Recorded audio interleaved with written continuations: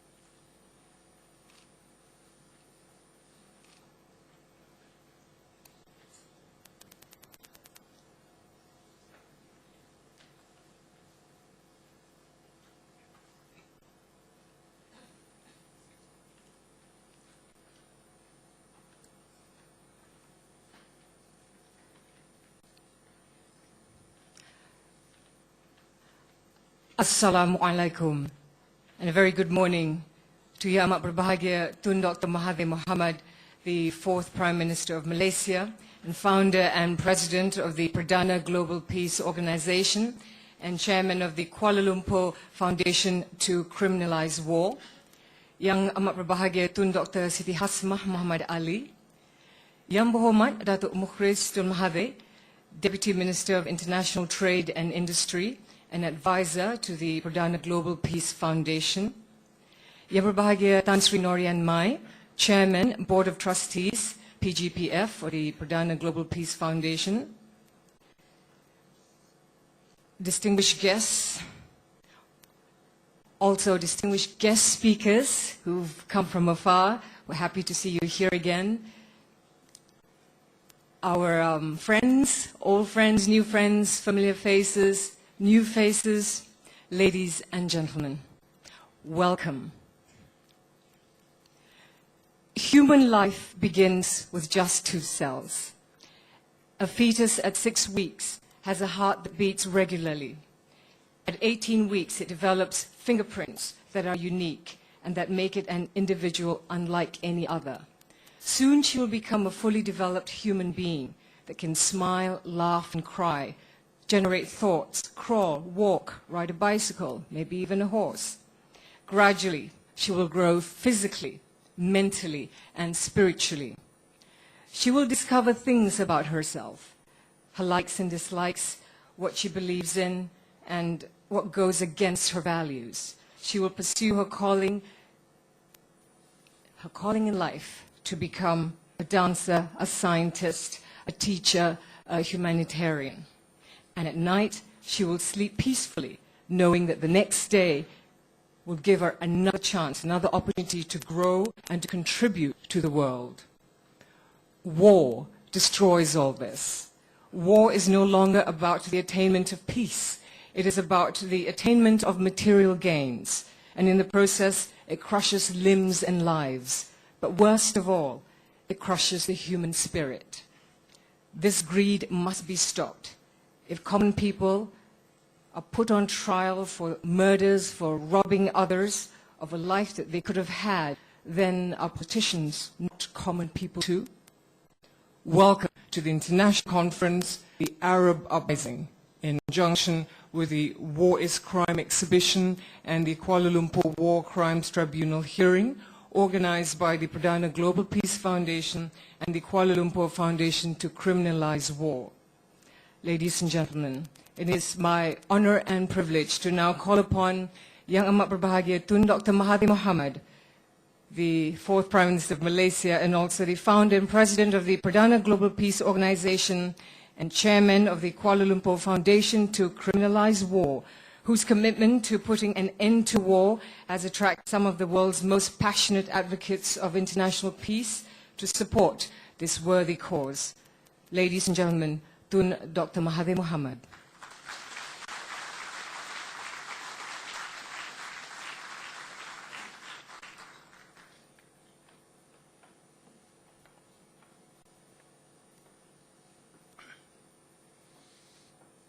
Bismillahirrahmanirrahim. Assalamu alaikum wa rahmatullahi wa barakatuh. And a very good morning to everyone. Distinguished guests, ladies and gentlemen.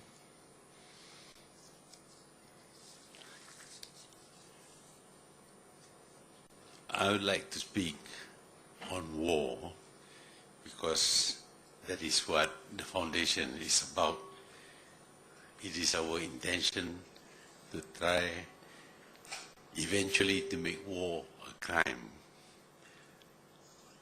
The law in Malaysia prescribes death by hanging should anyone be found in possession of drugs such as heroin, cocaine, amphetamine, etc., or a quantity beyond that for personal use. This is in addition to the death penalty for murder.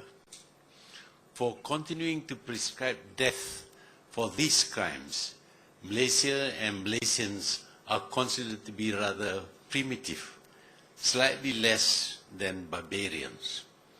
We don't seem to respect human life, that precious gift of God. We do not seem to be concerned or understand how cruel is the act of executing a man. Think of the suffering that the guilty person goes through, the fear of the hang rope squeezing his life out of him as he awaits execution, waiting to have his neck broken as he falls through the trapdoor. What kind of people are we, Malaysians? In an age when most civilized countries have abolished the death penalty, we are still relying on the cruelty of killing a fellow human, supposedly to punish for breaking the law, supposedly for deterring others from committing the same crime. And so it goes on. The condemnation of Malaysia for taking the life of a fellow human, a capital punishment which is outdated, insensitive, and primitive. Who are the people saying all this? Who are campaigning for the right to live? Who seem to care so much for human life? Who are they? They are the same people who indulge in mass killings, not even of people guilty of any crime, but of innocent people who had done them or anyone any harm. They indulge in the killing of children, sick people, men, women, the young and the old. They glorify the killers, awarding them medals, erecting statues and other monuments in their honor. Their history, and this is taught to their children and students, relates about the glorious wars they had fought, the hatred for their enemies, the great heroes who died for the glory of their nations. They are always warring against some people. Their soldiers were ever ready to kill for their country. Their soldiers are great in their jobs of killing people. Warring is their life. People love and hold their soldiers, the killers, in great respect.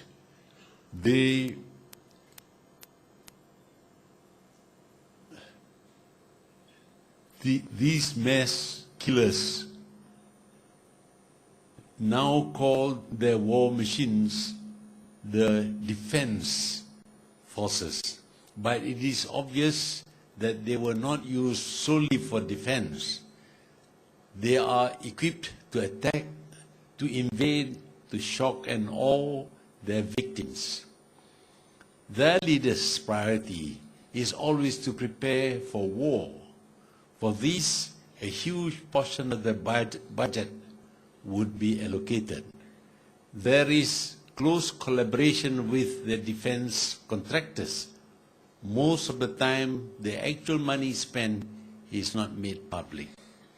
Their governments and the industries spend huge sums in the invention of new weapons. Everything is investigated for making weapons of war. The motor car became the armored car with guns bristling. The airplanes are modified and redesigned for bombing, for aerial fights, for launching missiles. At sea, warships of various sizes are designed, armed with guns, missiles, and are armor-plated. They develop undersea vessels to creep up to their unsuspecting targets, to blow them up and drown thousands of innocent passengers. When damaged, their submarines sink to the bottom of the sea to become the coffin for the crew. Even children's toys give ideas for better killing machines. Remote control toy planes for children lead to the UAV, unmanned aerial vehicles. First used for aerial photography, they are now fitted with guns and missiles and bombs. These are regarded as the latest and the best killing machines. The pilots need not be in the aircrafts and risk being killed. They stay in comfortable and safe operations room hundreds of miles from the war zone.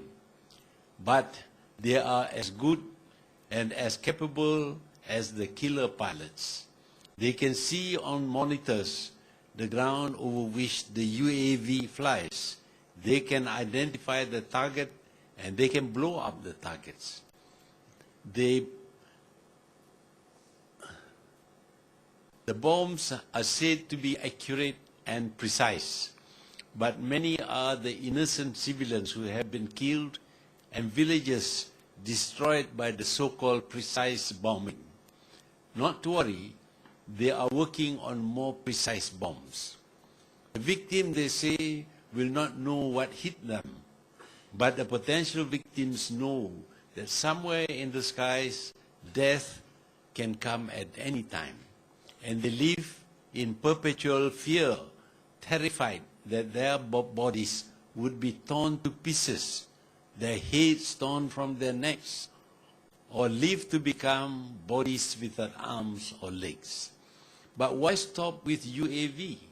Why not ground vehicles? Why not sea-going vehicles? Imagine the savings in life as those unmanned vehicles unleash death on enemies and collaterals. But don't allow the potential enemy to have these unmanned vehicles. They may hit back. Blacklist them as rogues, apply sanctions against them, and launch preemptive attacks to destroy their production facilities. Then they will be helpless to defend themselves. These enemies may claim they don't have the weapons, but they are rogues. How can you believe them? Bomb the plants, reduce them to rubble. What if the plants are actually for producing baby food? Too bad. A few hundred workers killed, too bad. Surrounding buildings with their occupants killed and wounded, too bad. They are collaterals. They are expendable. What is important is that the brave aggressors face no risk of even the slightest injury ensconced in their air-con operation rooms far from the war zones. Just about any scientific discovery is studied to find and to develop its capacity for killing, preferably massive killing. Gases, germs, rays of all kinds are studied, and invariably their potential for killing people is identified and developed. then the delivery system would be selected and prepared for carrying the weapon and hitting the target or cause collateral damage. All these research, development, tests, and production cost a lot of money, running into billions each year. But for these killing missions, any amount of money is worth it. Weapons, whether used or not, don't give a return on their investments. So sell them to other countries. Foreign government could be persuaded to buy. If any refuses, then threaten to sell to enemies of the particular country. This should work. But the armed forces of all countries want the latest weapons so they can show off their sophisticated state-of-the-art arms. A surefire way to get governments to buy is to get the armed forces to request to be provided with a particular weapon. Such is the aggressive marketing that poor countries would allocate a big percentage of their budget for arms. Never mind if the people are starving or without even basic amenities for a decent life. The military must have the latest in weapon systems. The expenditure on arms by every country is enormous, and the country can be bankrupted. Total arms trade amount to trillions of dollars for the world. Today, many of the countries are on the verge of bankruptcy, but still their budget for military hardware remains big, very, very big. The worst part is that having paid huge sums for their acquisition and maintenance, they are not likely to be used, that is, in fighting against their enemies. Most of them do not want to go to war. It is only the weapons producers who try to create tensions between countries. It is good for business. War is good for business. Killing people with their weapons is good for business. So reject peace, reject negotiations, reject arbitration, reject courts of law, go to war. Kill, kill, and kill. That is the way to solve conflicts between nations. It is good for business. War not only kills people, but bankrupt countries. Millions have died, have been badly wounded, and trillions of dollars have been wasted on wars to end all wars. But wars cannot be abolished or made into a crime against humanity. It is too profitable, and it is what gives power to the powerful countries or country. So condemn the death penalty, but go on killing people to dominate them. It is legitimate. A pox on those who want to make war a crime. Thank you.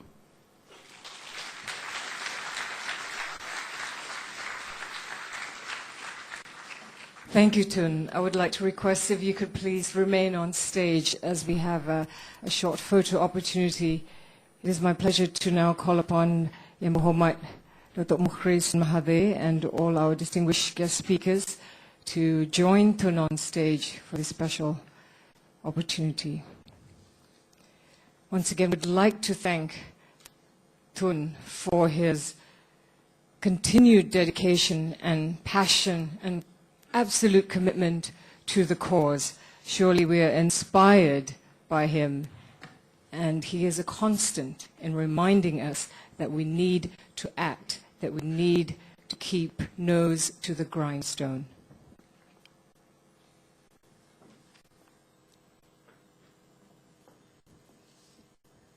On stage, ladies and gentlemen, the speakers that you will hear later on. Also, Muhammad Datuk Mukhriz, who is the Deputy Minister of International Trade and Industry and also advisor to the Perdana Global Peace Foundation. And we have Ms. Cynthia McKinney, Mr. Denis Halliday, Mr. Dirk Adriansens, Dr. Sui Chai Ang, Ms. Hannah Albayati, and Michelle Chosidovsky.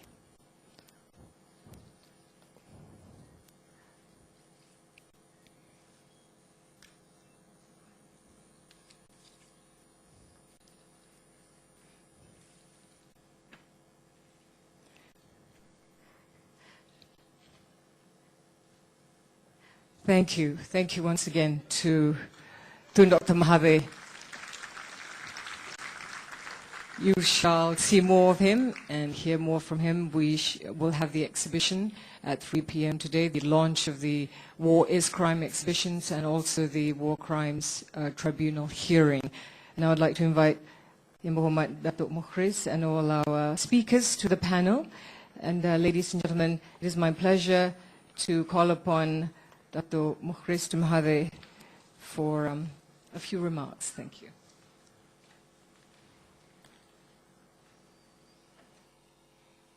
Thank you very much. Bismillahirrahmanirrahim. Assalamu alaikum wa rahmatullahi ta'ala wa barakatuh. Very good morning. Peace be upon you.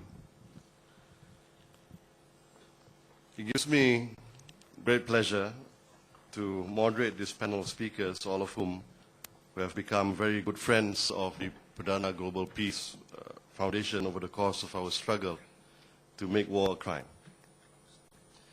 The topic for discussion today is the Arab Uprising. Over the last few months, the world has witnessed tremendous change in West Asia, with dictators being overthrown, murdered, and chased away from their countries. I would like to quote the Australian journalist John Pilger, who said, I quote, "The revolt in the Arab world is not merely against a resident dictator, but a worldwide economic tyranny designed by the US Treasury and imposed by the US Agency for International Development, the IMF, and World Bank, which have ensured that rich countries like Egypt are reduced to vast sweatshops with half the population earning less than $2 a day." End of quote. I believe he makes a pertinent point, and I trust our speakers today will share with us further their thoughts on the uprising and its implications. Our first speaker is Ms. Cynthia McKinney, an old friend who is evidence that the American public do have it in them to elect worthy politicians once in a while.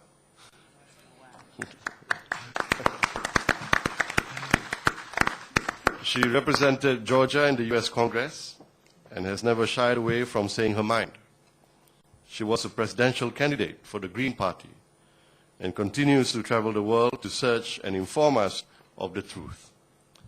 Her presentation today is entitled NATO and the Arab Spring in Libya. Our second speaker is another old friend who has never said no to a PGPF invitation. Denis Halliday was former United Nations humanitarian coordinator in Iraq and a winner of the Gandhi International Peace Award. He sailed with the PGPF team on board MV Rachel Corrie in the year 2010 in our attempts to break the Israeli siege. I have it in good authority that Denis faced the Israeli commandos who had jumped on board the MV Rachel Corrie brandishing machine guns with nothing more than a pair of shorts, slippers, and a T-shirt.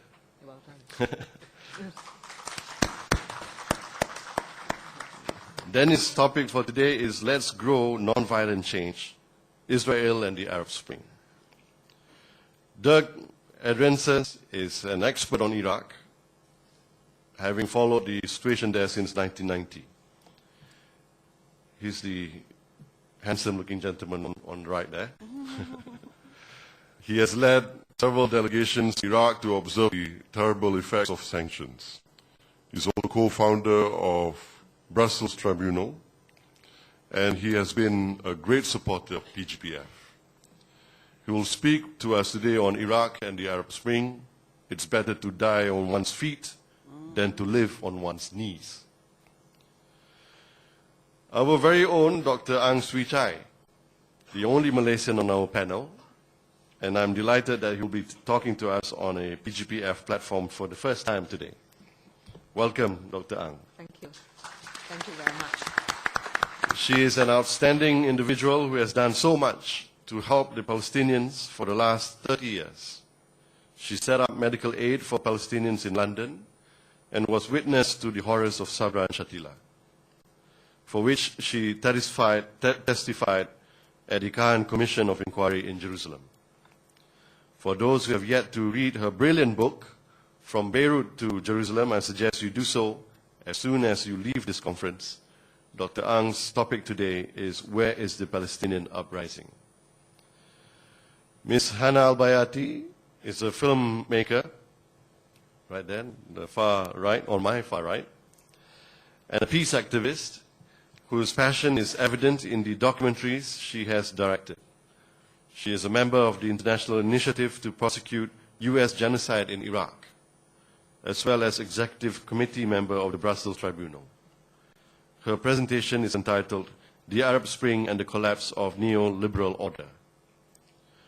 Our last but not least, our last speaker of the day is Professor Michel Chossudovsky, Professor of Economics at the University of Ottawa.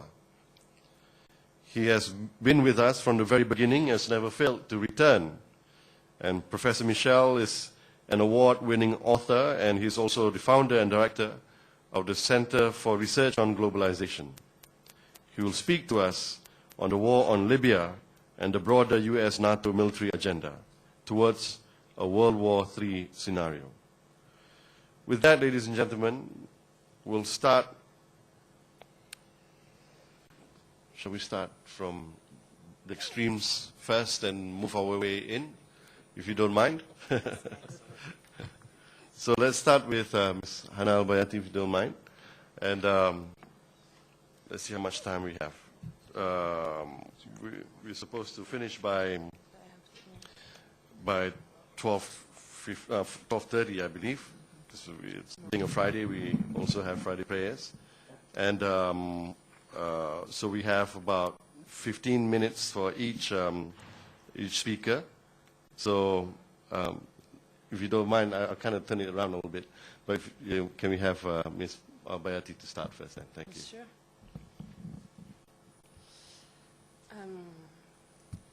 Thank you to Mahathir and the Perdana Peace Foundation for having me again.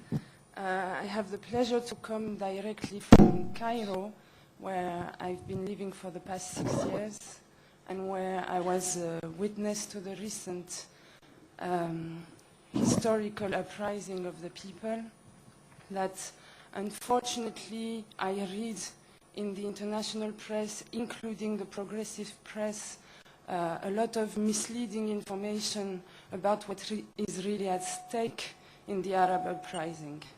I would like to clarify a few things. First, what is going on, whether in Tunisia or Egypt, is actually affecting the entire Arab region. It comes from the fact that they share common factors. For the past 30 years, there has been an attempt to impose globalization, at times by force, at times through economic pressure, to compel the Arab people into submitting their national resources and their potential development. This has been done through the creation of a comprador class, a dictatorship supported by a police state. The uprising is actually the destruction of these two pillars that were allowing for the perpetration of the usurpation of the local Arab people. It has succeeded in Tunisia, it has succeeded in Egypt. They have different ingredients and different degrees will produce different outcomes. And what is going on in Libya, in Syria, in Yemen, in Palestine, in Iraq is in fact the same phenomenon. Because of different demographic, geographic, natural resources, realities, to some degree the reality is a little different, but in fact they all share the same system of a comprador class. Sometimes it's a family and it's close friends that is protected via a repressive police state, including in Libya. In Libya, since 2003, Gaddafi had opened all the oil resources of Libya, had participated in the war against terrorism with the Americans through the rendition program, had bought weapons and expertise from the West. There was no more anything called anti-imperialism in the Gaddafi political policies. So the uprising of the youth and of the people and of the entire society against such corruption and repression is only a natural result of a people wanting to reclaim its dignity, its right to development, its right to participate in the enhancement of the world like any other people on the planet. This has been made possible mainly thanks to the heroic and courageous resistance of the Iraqi people, who have defeated the attempt to impose globalization by military power, that have resisted through all means, including armed struggle, political struggle, civil struggle, and have completely failed the project for the new American century, which consisted in dividing all Arab states into smaller entities that have conflicting interests, therefore fight each other for the interest of Israel. What is going on is exceptional, and it's a new kind of uprising, rebellion, revolution that cannot be analyzed via the criteria of previous revolutions. The revolution is not putschist. It doesn't want to take power or to jump on power. It is non-avant-gardist. It doesn't believe that it needs a leadership or a professional revolutionary to lead or guide its struggle. It is non-violent. It doesn't believe that you have to use violence to actually achieve your goal for liberation and for development and for dignity. By inventing this new form of resistance to usurpation, to repression, to oppression, to dictatorship, it is not proposing to change the capitalist world order. It is proposing to build a welfare state for its citizens and for the interest of all. As and of itself, it is revolutionary. We should not ask to the Arab people alone to break the international world order. However, because of their own national interests in the region, however more democratic the Arab people can be represented through democratic states, the more the agenda of neoliberal policies will be put in trouble in the world. Basically, whatever uprising has been going on, whether Tunisia, Syria, Iraq, Egypt, Palestine, Yemen, Libya, including Libya, has been calling for Arab unity, Arab dignity, democracy, and an Arab Palestine. All of this is against the neoliberal agenda of imperial states. Of course, Western powers are trying their best to distort the path of this revolution. Of course, they will try to infiltrate, they will try to paint a wrong image of the revolutionaries, and they will try to create other kind of strifes so the revolutionaries themselves fight against each other. The revolution itself cannot be stopped. It's an inexorable path for a new mode of development and the right of progress and the defeat of Zionist American policies in the region. I'm saddened sometimes to see that even progressive thinkers who are supposed to be in solidarity with revolutionaries fall in the play of Zionist propaganda.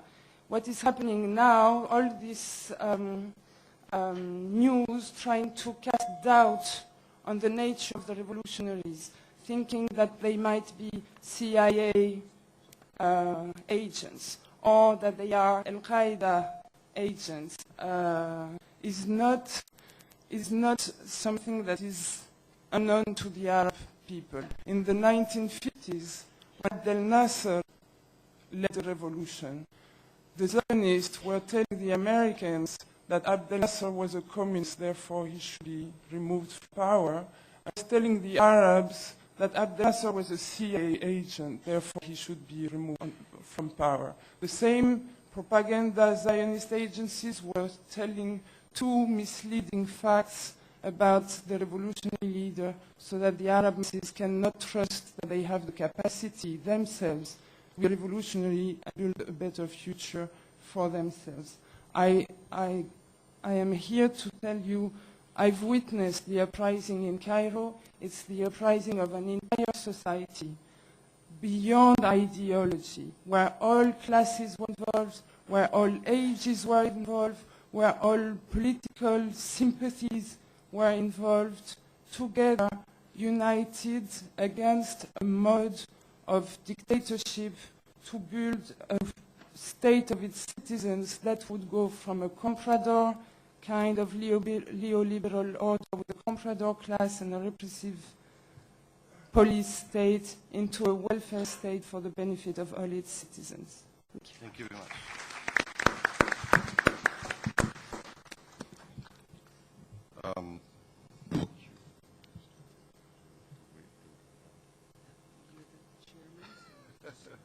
I'm sorry, I turned it around.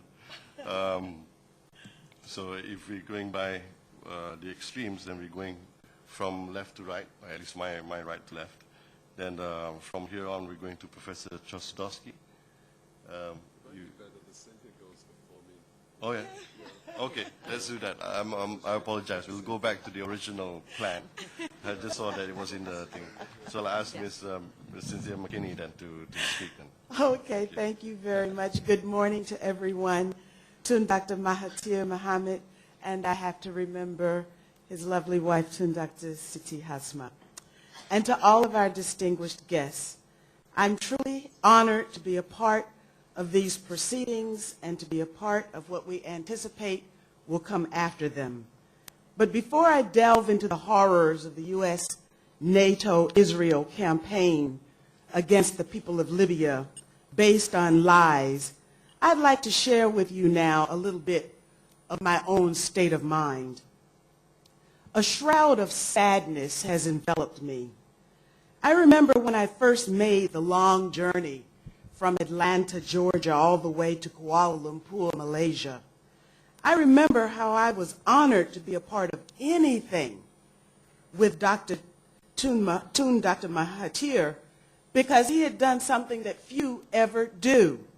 He had distinguished himself in all of Malaysia by standing up to the global greedy class who feed off our hopes and our dreams and our aspirations for ourselves, our children, and our countries. These people who stand up often get little in return for their generosity and their love for us. And in addition, they get negative press because the press is not controlled by the people who dream. But the people who stand up are the ones who allow the rest of us to dream. Thank you, Dr. Mahathir, for standing up. You and the Perdana Peace Foundation allow us to dream and work toward a more peaceful world. So why am I enveloped in sadness? Well, when I first took the podium in Kuala Lumpur, I was certain about one thing, and that is that the good people vastly outnumber those who have let their greed and arrogance and manipulation and control of others get the best of them. And coming to Kuala Lumpur, it was invigorating to meet people from all over the world who had reached the same level of frustration too, and they were resisting. Cuba, Venezuela, Brazil, Bolivia, Nicaragua were on my list. Cote d'Ivoire and Haiti were on my list. One by one, countries on my list are now being eliminated. It seems that the 1%, to use the language of the Occupy movement, have added a new methodology to their toolbox. They co-opt people who look like us, and we assume that they think like us. They co-opt people who used to think like us, and then parade them in front of us as our heroes. Even trusted journalists give us biased or misleading news stories. In other words, people are now willing to lease their integrity, ethnicity, religion, gender, or skin color to the 1% in a dastardly transaction. Since the time I was here last, I have lost both my aunt, with whom I sought to rebuild my life post-politics, and my father. My aunt was prematurely taken away from this world by the medical apartheid that exists in the United States. It was said of her that she could survive Jim Crow in the United States, but she couldn't survive the profit-driven health system in the United States. Then came the loss of my father to liver cancer. I would like to add here that the traditional Chinese medicine and indigenous North American herbs that my father took prevented the growth and the spread of his tumor. However, the Western non-answer of chemotherapy burned his organs, and we didn't know it. We didn't know that he couldn't swallow, that we couldn't even feed him gastrically. These two cruel deaths have sent me into my own spiral. And so now I see the world through a different set of lenses. Everything is personal to me now. That is why my soul was touched by the tribute of Zarita Rahman to her two early deceased youngest sisters, Ariani, and from the news from Matthias Chang of the loss of his mother. I want no one else to experience the pain of having a loved one snatched to them prematurely, not by medical malpractice and not by war. I just returned from Cape Town, South Africa, where the Bertrand Russell Tribunal on Palestine sat and received evidence from Palestinians and Israeli Jews as to whether or not Israel is an apartheid state. Based on the testimony from both South Africans and Israelis and Palestinians, I can say to you that the Bertrand Russell Tribunal jurors found that Israel is an apartheid state. And upon my return to the U.S. from Cape Town, it was revealed while I was looking at television that I was the subject of a death threat, a terrorist plot. Me, Attorney General Eric Holder, and President Barack Obama. Now, the thing that distinguishes them from me is that they've got Secret Service protection, and I've only got you. Thank goodness I've got you.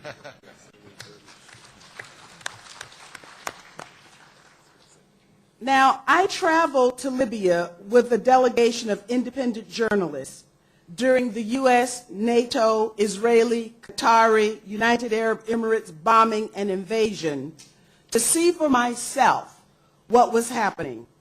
I didn't believe the news reports for one simple reason. I was there in Tripoli along with hundreds, maybe 1,000 delegates from all over the African world who had been invited to Libya to participate in a conference to kickstart the timely decisions of the African Union to establish an African central bank, to issue a continent-wide gold-backed currency, an African investment bank to finance large-scale investment projects, an African monetary fund to help stabilize the economies of African states, and the million-person army idea to protect and defend the continent from unwanted encroachment. We were all there from all over the African world because Libyan Jamahiriya wanted extended invitation, which it did. to us, especially those of us in the diaspora, to come back home to Africa and live in dignity if we cannot live in dignity in Europe or the Americas. The meeting became a planning session of how we could plug ourselves into the network for the upliftment of the African continent. I left mere days before the attack on Libyan civilians in Tripoli was supposed to have happened. But there were many delegates who were still there. None of them corroborated what I was seeing in my U.S. and in the global press. As it turns out, the person who made the allegations at the United Nations in Geneva, now Libya's ambassador to Switzerland, admits in front of a journalist camera that he just made up the numbers of those who were killed, and he offered no evidence to prove his allegation of a scorched earth policy being carried out by Gaddafi because there wasn't any. If you want to see the evidence, please see me later, and I will share with you the evidence that I have.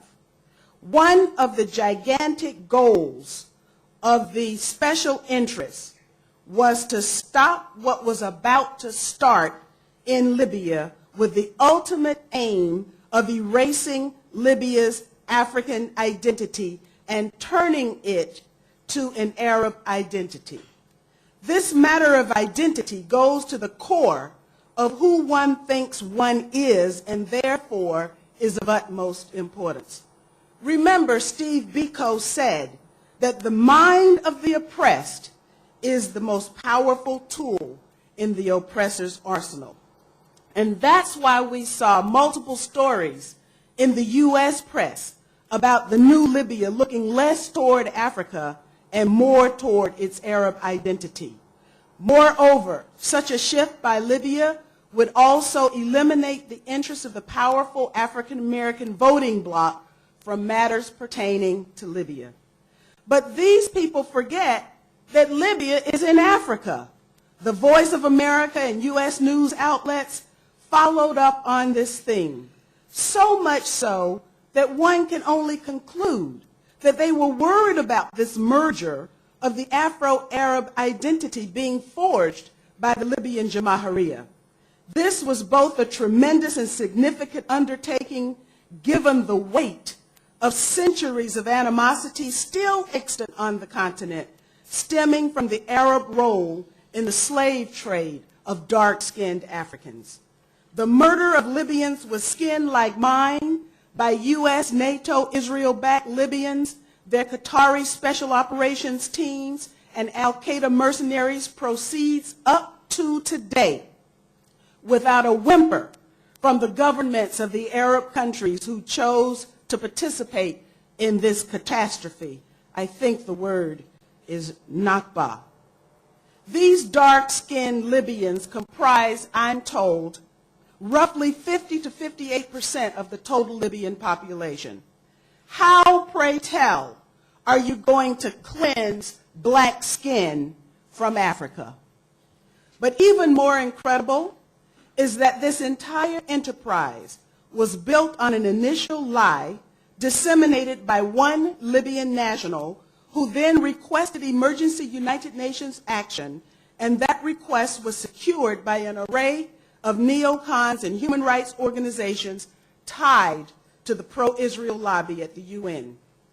I should point out here that painstaking research was done by two independent journalists, Canadian Mahdi Darius Nazem Roya and Frenchman Julien Tell, to tease out the intricate relationships between the perpetrators of this international crime and their U.S. government and international financiers.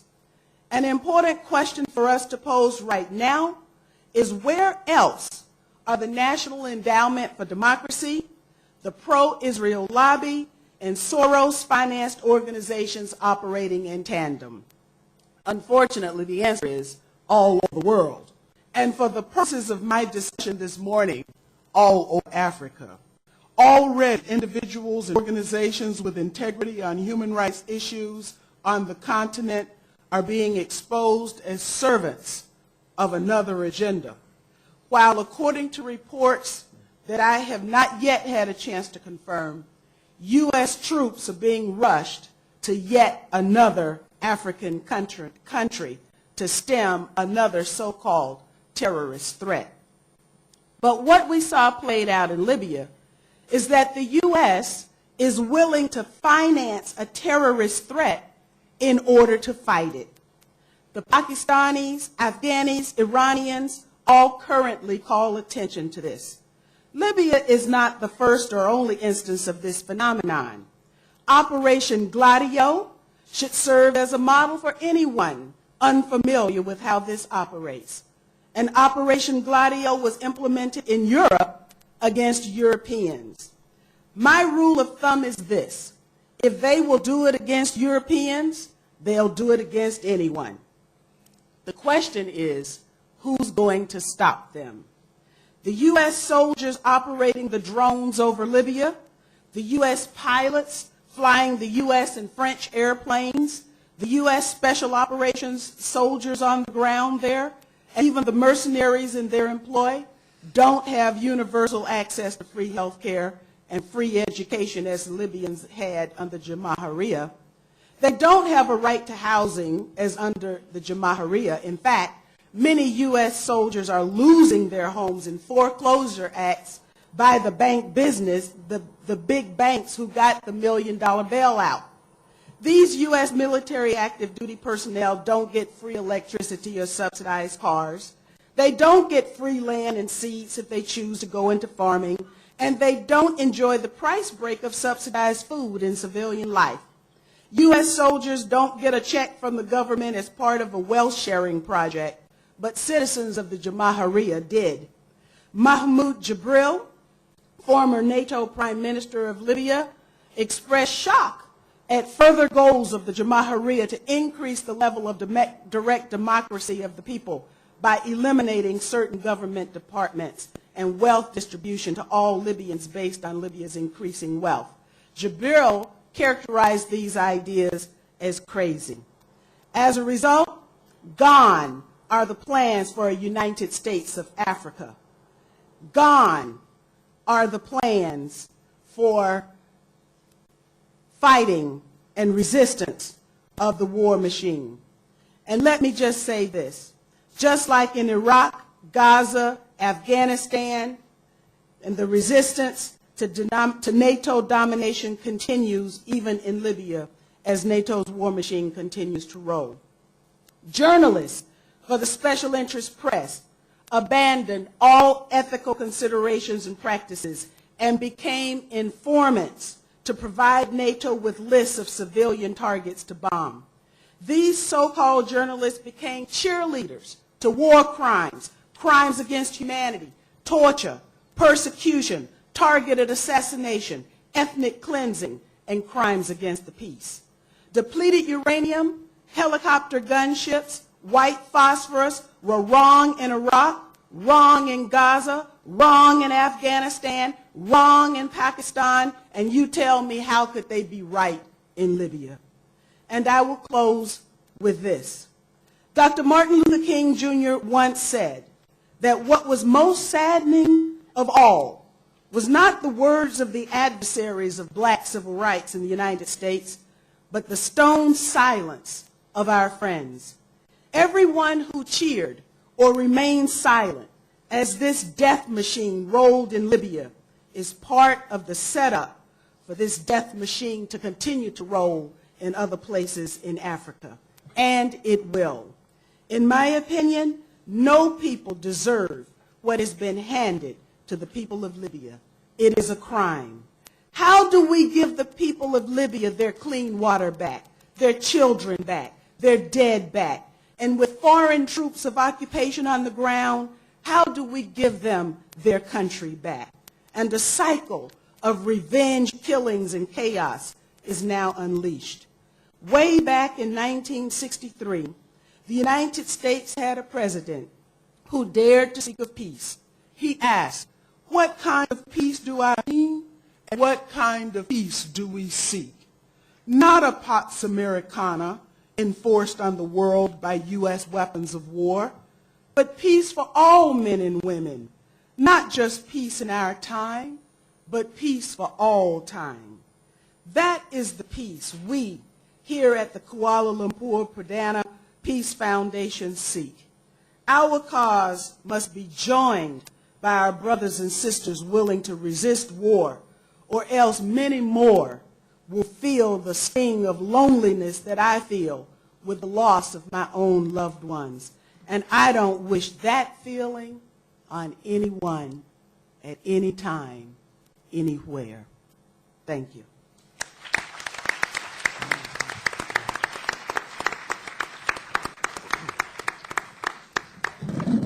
Thank you, Cynthia, for this very passionate presentation. I'd like now to call upon Mr. Denis Halliday, former Assistant Secretary General of the United Nations. You may want to take the rostrum if you like, or you can speak here. Okay, Denis. Sure. All right. Thank you very much, Mr. Chairman.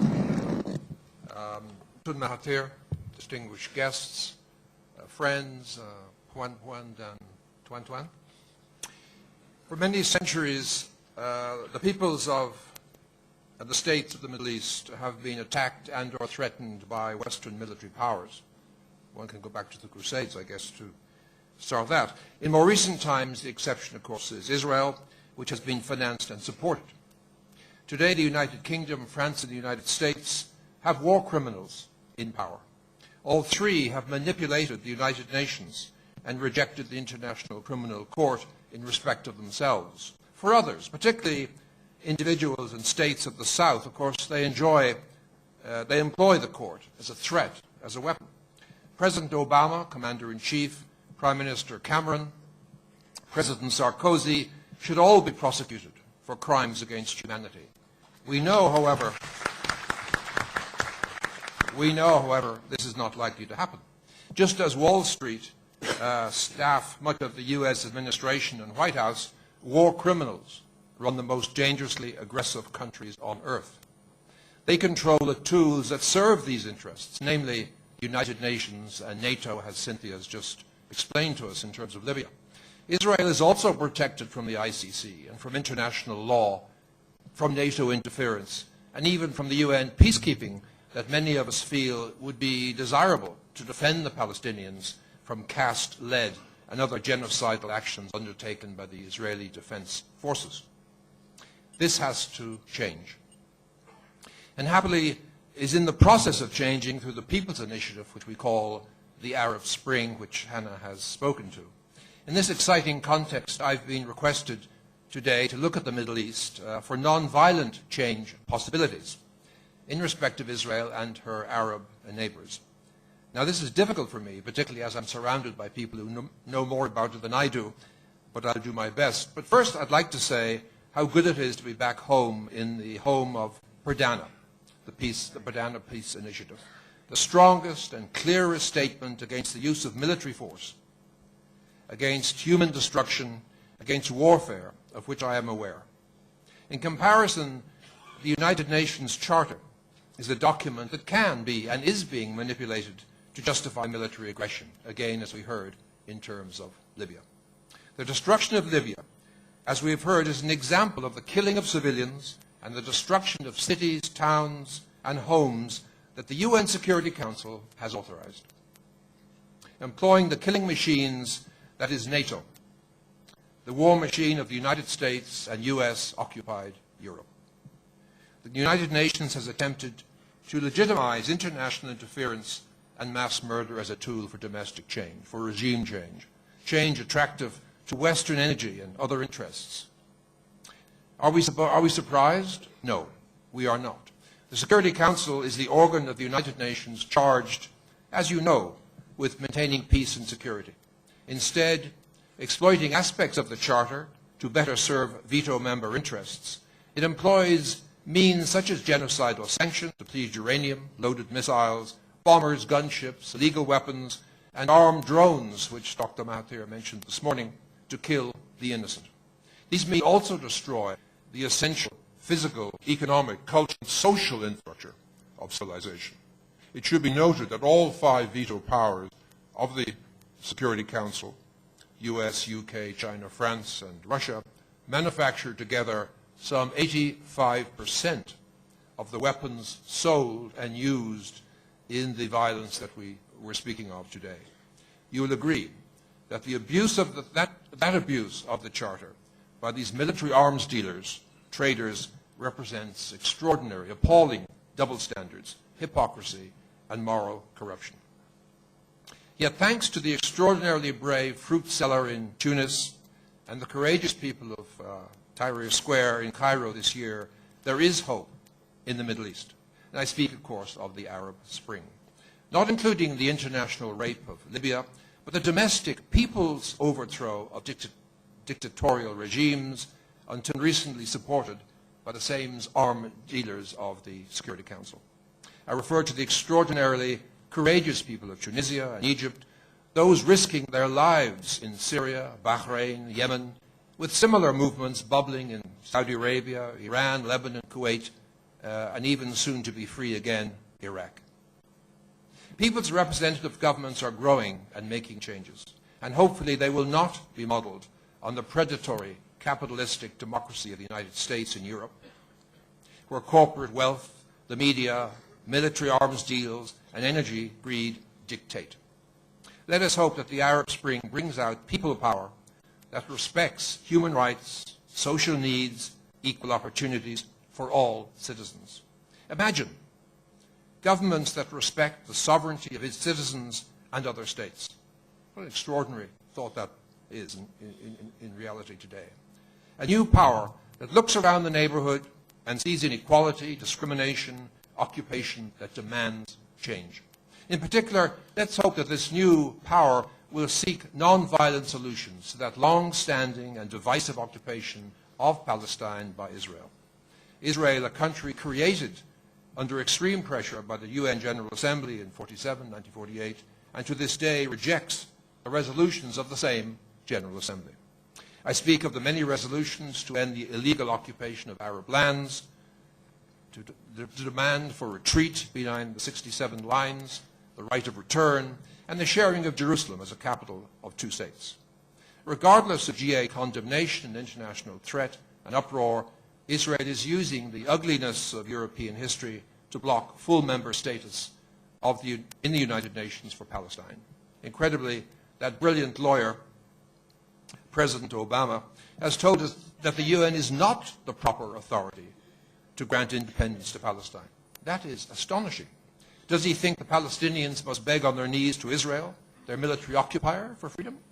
How outrageous that is. However, happily, recent UNESCO endorsement of Palestine, where the US veto has no power, and even US money becomes powerless, is a clear sign that the majority global endorsement for independent statehood exists. Palestinian independence denied back in 1947-48, already many decades too late. Irreparable damage has been done and losses incurred by the Palestinian people that no compensation can repair. But a free, independent Palestine now is minimal. A new beginning for non-violent end to occupation must follow. Will the Palestinians get back all their ancient lands? No, they will not, because in my view, sadly, they agreed to settle for only some 22% of the 1947 territory of Palestine, on which they resided in their farms, their villages, their cities, their ports, and so on. However, being driven out of their homes by Israeli military forces remains an outrage and injustice. And as we know, these damaging results were compounded in 1967, when Jerusalem and the West Bank were occupied and remain occupied by the IDF, now being settled illegally by New Yorkers from Brooklyn and from Russians who pour in their hundreds of thousands. Despite this history of violence, and surely this theft and illegality, it can be resolved.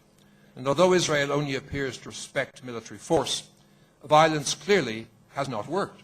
Occupied Palestine under international law is entitled to resist, and perhaps sadly, but necessarily, to use violence in so doing. However, force has not yielded peaceful coexistence. Freedom fighters have instead branded terrorists, quote unquote, and Israel has been at war since its beginning it has violated and continues to violate international law on land, at sea, and in the air. Its settlers destroy the olive trees, the farms, the towns, the very well-being of the Palestinians. They have taken many lives in Gaza and the West Bank. They have stolen livelihoods, self-esteem, but happily not dignity.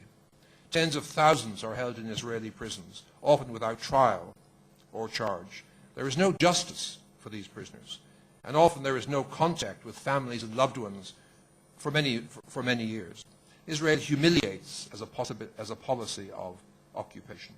Now, how come this travesty has been tolerated by the United Nations and the world? Well, simply because Israel has been enabled to commit these many crimes due to blind American support, European weakness, billions of dollars, and a terrible threat of nuclear power. The UN is impotent to stop Israel due to Security Council veto power. Responding to American pressure, Arab dictators and monarchies have stood by and befriended the Israeli apartheid state.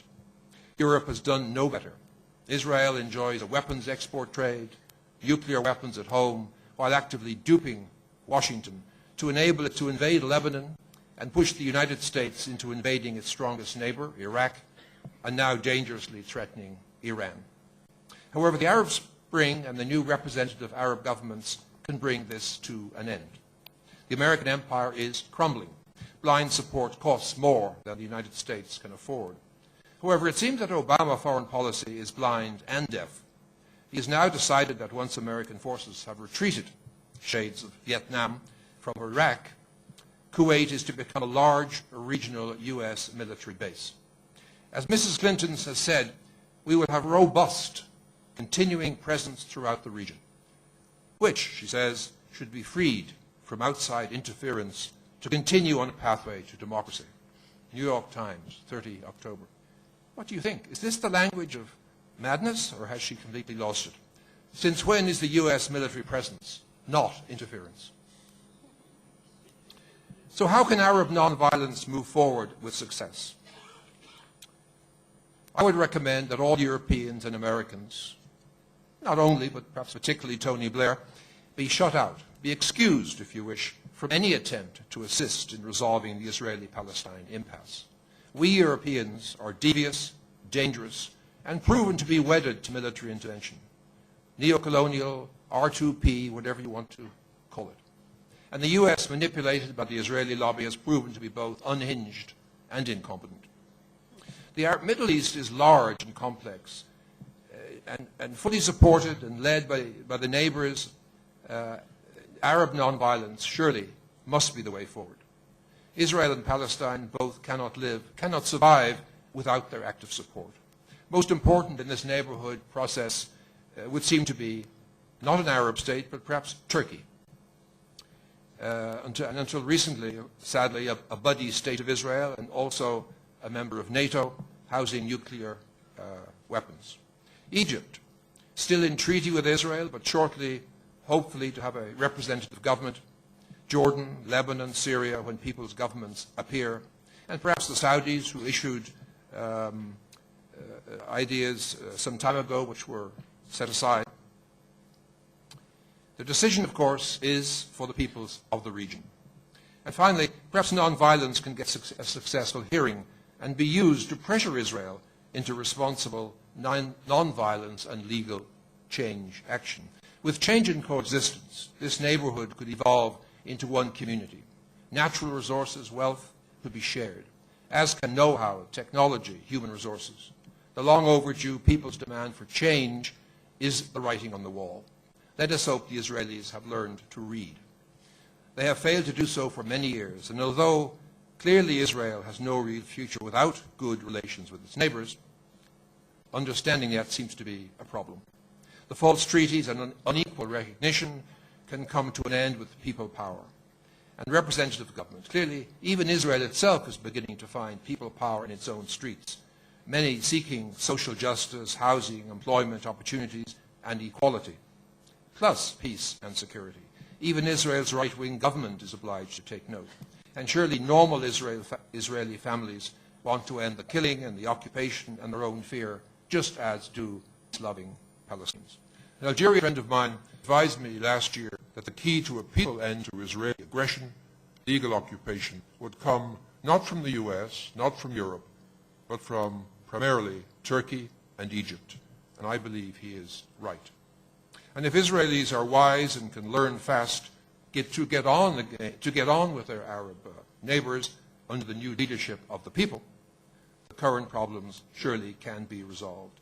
And the extraordinary ethnic mix, the natural resources, the wealth of talent within the region can create a new environment where all of the peoples will be able to live together. And I say this knowing that some will have a tough time in agreeing. The Orthodox, the biblical settlers, the landless, the refugees, the militaristic, and those with keys, and those who have been forced out of their homes generations ago. Huge compromise will be needed. It will take time and patience and need new tolerance and human understanding. But here is an opportunity for the Perdana peace philosophy to be implemented. I can think of no better place for this to happen. Now, this may sound simplistic, idealistic, but as an Irish European, I dare not even suggest the non-violent steps to peace. That role is for the Arabs, supported by the Turks perhaps, and people of that neighborhood. This is a neighborhood problem with neighborhood solutions. And we of the West, and Europe and North America, have been calamitous since the 12th century. If these Arabs and Turks and Israelis and others can work together in the spirit of the Arab Spring, I am optimistic. And I think change can come, as we've seen in Tunis, we're seeing in Egypt, and the determined crowds in Yemen, and extraordinary determination in Syria. And the challenges of further change clearly remain. The military need to be controlled and barracked. People need to be free to live, free to govern, free to show and enjoy tolerance. Tolerance that is of the ethnic, religious, political differences throughout this extraordinary part of the world. If we are to see a Middle East of peace, free of fear and hatred, really there is no choice but peaceful coexistence. The people and the children of the Middle East deserve no less. Thank you.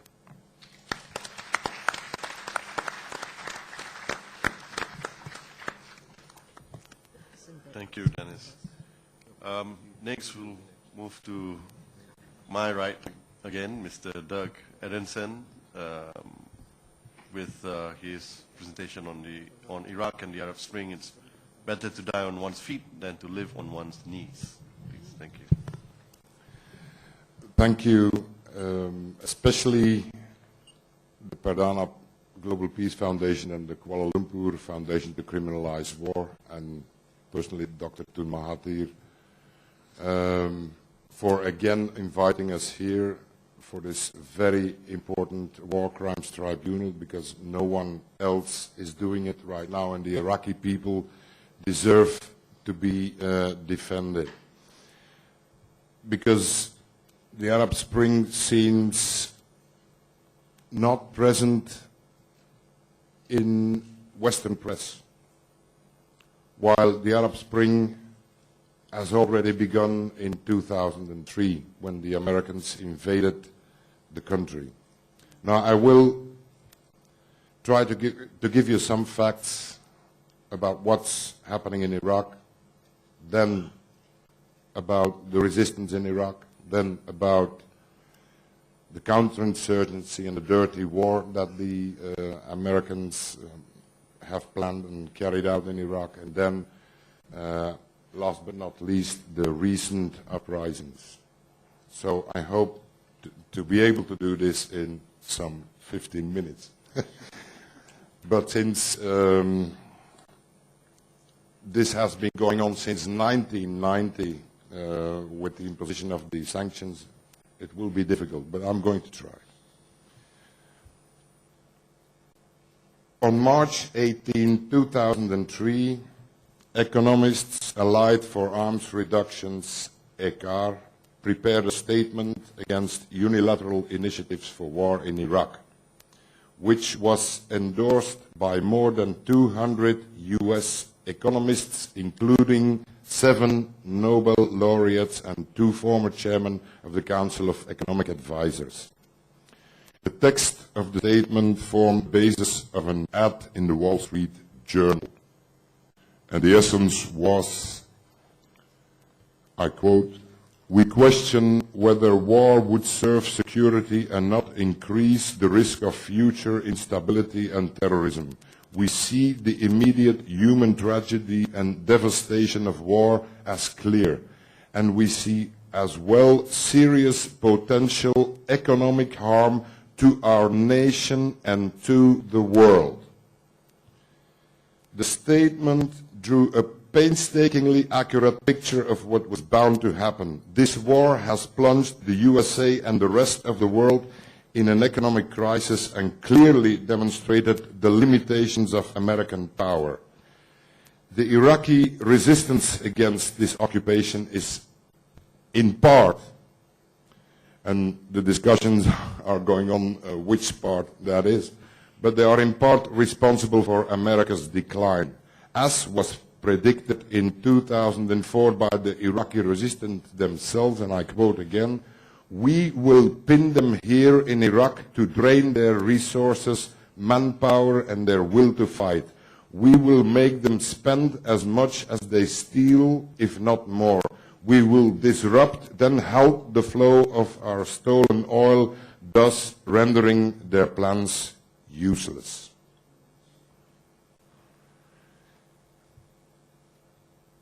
The US taxpayers' war money has not only ruined US economy and plunged the world into an economic crisis, it has also ruined a sovereign nation that didn't wish to become part of the New World Order. The dramatic situation in Iraq on the ground is in stark contrast with the positive echoes about progress in Iraq in the mainstream media. To manage US perceptions of the war in Iraq, the Defense Department paid private US contractors in Iraq up to $300 million over the years 2009-2011 to produce news stories, entertainment program, and public service advertisements to engage and inspire the population to support US objectives. Then, in 2009, the Nieman Foundation for Journalism at Harvard University reporters need to examine where the line is between public relations and propaganda, or if there is a line at all. This year, the Pentagon public relations spending cost of winning hearts and minds at home and abroad is expected to be $4.7 billion. That's for 1 year. And then recently it was mentioned that the US Army sought civil contractors who would provide strategic communication management services, and that was in Iraq. UN High Commissioner for Refugees Antonio Guterres has noted that Iraq is the world's best-known conflict but the least well-known humanitarian crisis. So let's have a closer look at some of the devastating results of the Iraq war and occupation, which the US elite brands as a blossoming democracy. 1.45 million excess deaths. A rise of Iraq's child mortality since 1990 by 150%. By 2008, only 50% of primary school-age children were attending class, down from 80% in 2005. In 2007, according to official Iraqi government statistics, there were 5 million Iraqi orphans. According to UNHCR, which is the refugee agency of the UN figures, there are 2.7 million internally displaced Iraqis and 2.2 million refugees, mostly in neighboring states. 1 in 6 Iraqis is displaced. The Iraqi Red Crescent Society estimates that more than 83 of those displaced inside Iraq are women and children, and the majority of those children are under 12 years old. Over 8 million Iraqis are in need of humanitarian assistance. 70% of Iraqis do not have access to potable water. Unemployment is as high as 50%, officially 70% unofficially.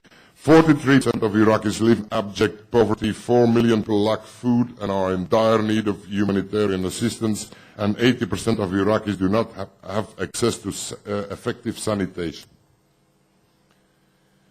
Only 60% of the 4 million people who depend on food assistance have access to rations from the public distribution system, down from 96% in 2004. Iraq also has run out of money to pay for widows' benefits, for farm crops and other programs for the poor. And this in one of the world's most oil-rich nations. Several of Iraq's minorities, the Chaldean, Syriac Orthodox, Assyrian, Armenian, Christians, Yazidi and Mandean communities risk being wiped out as they face unprecedented levels of violence. This is according to a report of Minorities Rights Group International. According to an Oxfam Design survey, 33% of women had received no humanitarian assistance since 2003. 76% of widows did not receive a pension. 52% were unemployed. 55% had been displaced since 2003, and so on and so on. I can continue, but I will try to give you some of the more important key facts. The Mercer Quality of Living Survey released its result of most livable city in 2010. It ranked Baghdad dead last, the least livable city on the planet. UN Habitat, an agency of the United Nations, published a 218-page report entitled State of the World Cities 2010-2011. For the past few decades prior to the US invasion of Iraq in 2003, the percentage of the urban population living in slums in Iraq hovered just below 20%. Today, that percentage has risen to 53%, meaning that 11 million of the 19 million total urban population lives in slums. The 2007 launched Global Peace Index ranks countries annually according to peacefulness. Of the 153 countries in its 2011 report, Iraq ranked second last, just before Somalia. And then at the last survey, the Reputation Institute's 2011 country rep track, an annual study measuring the public perceptions of countries around the world, ranked Iraq last. These are all official reports, and what are we hearing from the press? That we have a blossoming democracy.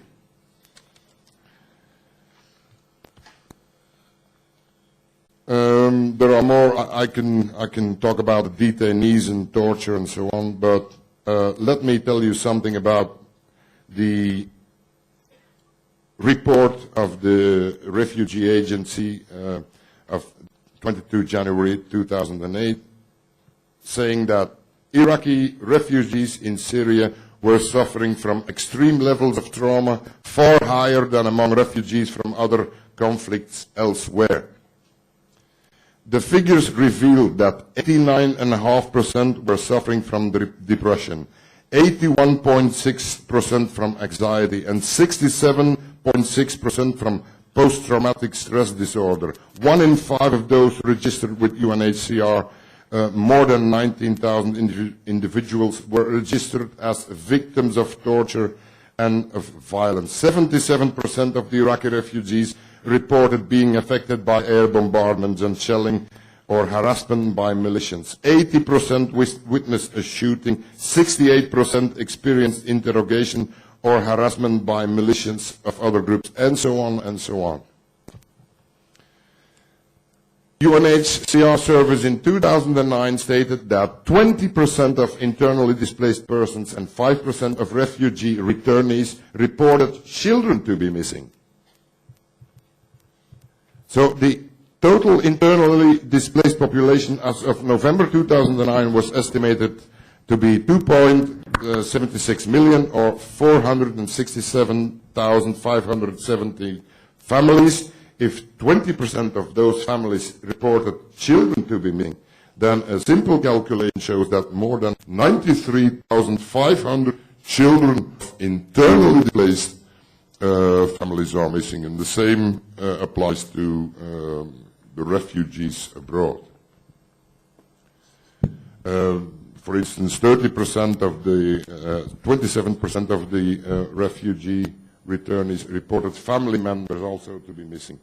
The ICRC's poll, Arni said that Iraq, after 3 conflicts, was facing the highest number of missing people in the world. More than 1 million people are missing, according to UN data. Since the war of 2003, tens of thousands of people have been seeking family members. Most of those who disappeared are believed to be dead. The manager of Baghdad Central Morgue told the New York Times that his staff was working to identify 28,000 bodies from 2006 to 2008 alone, and this is only Baghdad. There's a lot more.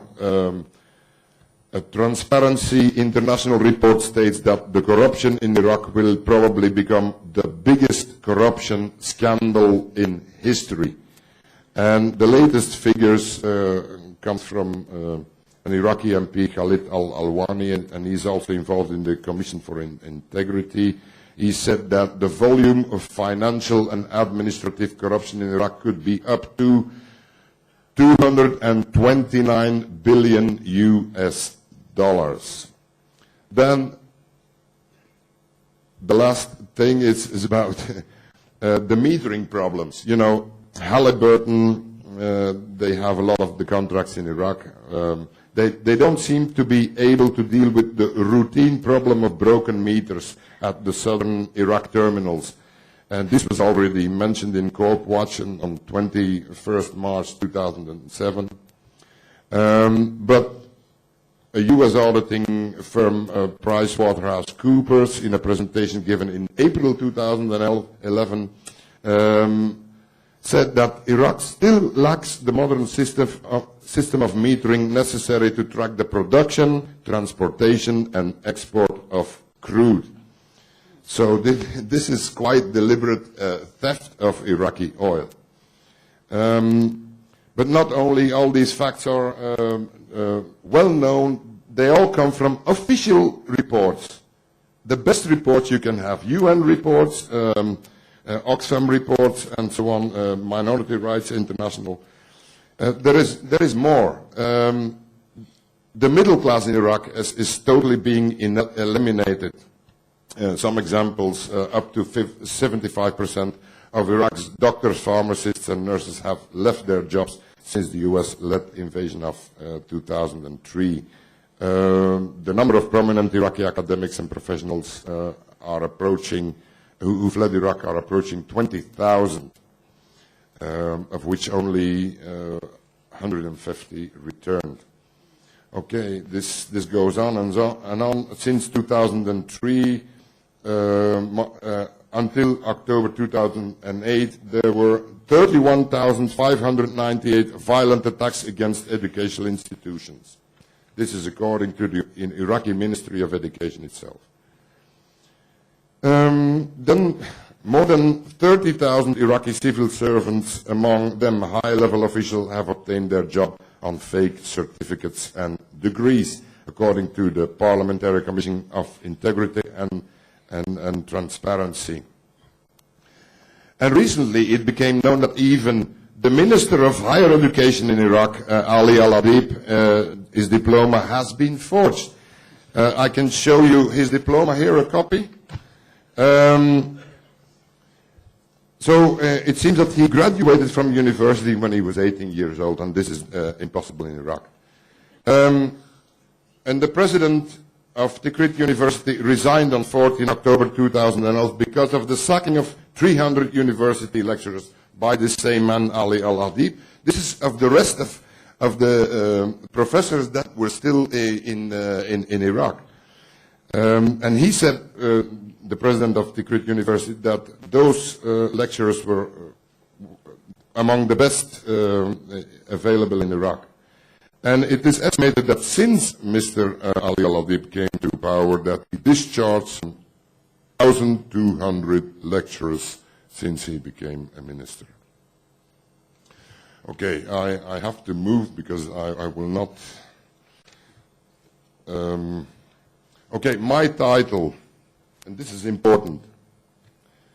I saw it first in Iraq, in French, in the French Iraqi Cultural Center. It was Plutôt mourir debout que vivre à genoux. It is a quote by Emiliano Zapata, who was a leading figure in the Mexican Revolution, which broke out in 1910. So,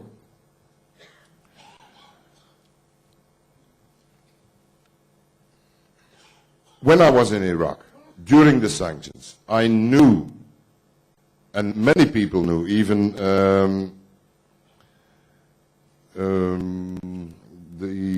the president, Musa, from the Arab League, he said there will be, yeah, I know, it's here somewhere, but I'll let you.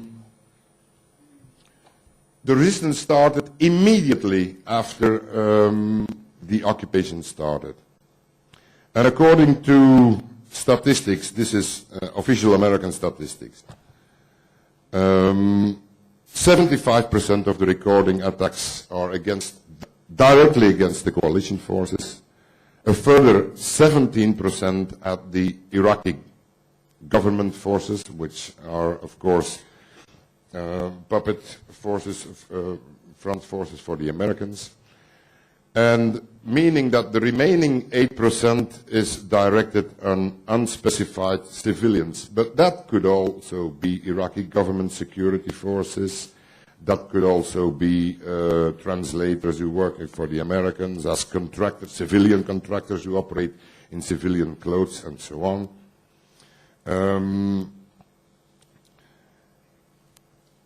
What we hear is that all these attacks, the most of the attacks are against the civilian populations, and that they are carried out by Al-Qaeda. According to the same Iraqi statistics, they say that 90% of the suicide bomb attacks are carried out by foreign nationals affiliated with Al-Qaeda and not by the resistance. And how strong is the resistance? Well, there have been a lot of estimates. I can quote them, but I will quote only the last, which is from July 2010, from General Buchanan. He says there are 800 to 1,000 people in Al-Qaeda in Iraq. From terrorists involved in operations, to media, to finance, to fighters. And he said that there are about 200 hardcore fighters, Al-Qaeda fighters in Iraq, meaning that the other estimates of 200,000 fighters are indigenous forces, resistance forces from the Iraqi people. Which is also interesting is the number of attacks that they carried out. And I will give you the number for 2007. The number of attacks were some 185 per day, that is 1,300 per week, and 5,500 attacks per month. Another way of understanding this is that in any 1 hour, day and night, there were 7-8 new mortar attacks, improvised explosive devices, such as roadside bomb sniper, and so on. From mid-2007, the daily attacks decreased, coinciding with the extreme repression by US-sponsored death squad and sectarian government militias. Those statistics are available for anyone to see, and they are official, so they can be consulted by anyone. So why is what we're hearing from the press another story? I will tell also something, a quote from John Pilger, what he said at New Year's Eve 2003-2004. He said, I think the resistance in Iraq is incredibly important for all of us.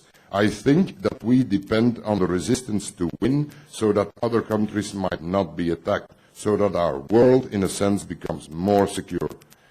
He said, I don't like resistances that produce the kind of terrible civilian atrocities that this one has, but that is true for all resistances. And this one is a resistance against a rapacious power that, if it is not stopped in Iraq, will go on to other countries. And he said, I think if the United States military machine and the Bush administration can suffer defeat in Iraq, they could be stopped. So the Iraqi resistance is not targeting civilian. On the contrary, all the witness accounts we have is that the Iraqi resistance is protecting this population from attacks from Iraqi army and their sponsored militias. And this is why I want to go quickly to the dirty war. Already in 2003, 2 years ago also, there was a special sum of $3 billion that was dedicated to a special program, and it was said by officials, the only way we can win is to go unconventional. We're going to have to play their game, guerrilla versus guerrilla, terrorism versus terrorism. We've got to scare them into submission. The proposed operation called preemptive manhunting has the potential to turn into another Phoenix program. It's Vietnam. We do need a more unconventional response, but it's going to be messy. So what was happening was that to cut off the support from the people for the Iraqi resistance, they started a dirty war. A dirty war is not actually fighting resistance, but is aimed against the people, like the wars we had in Latin America, Middle and Latin America in the 80s. Yes, I have to stop, but it's interesting to know that in Baghdad alone, during the height of this campaign, which was planned and carried out under the supervision of America, there's no doubt about that. I have all the proof available if you want. That some 80 to 200 bodies every day were thrown into the streets of Baghdad, alone in Baghdad, beheaded or drill holes or treated with acid or decapitated, well, anything you can imagine, but it was to scare the people and giving the message, don't support the resistance because that is what will happen to you. It's a bit more complicated than this, but I have to stop. One more thing about the Arab Spring. The Arab Spring in Iraq started, let's say, August. There were a lot of demonstrations against the poor services. Mainly electricity, and that was in the south of Iraq. Then, following the example of their brothers and sisters from Tunisia to Bahrain and Yemen, they started to organize protests, and those protests were violently oppressed. For instance, in February, some 160 journalists were prematurely arrested to not cover the uprisings. The uprisings were nationwide, non-sectarian, and so they posed a problem for Iraq because they were non-sectarian, and because they started actually in Sulaymaniyah in the north, in the safe haven, in the free Kurdish regions, and they spread to Basra and all over the country.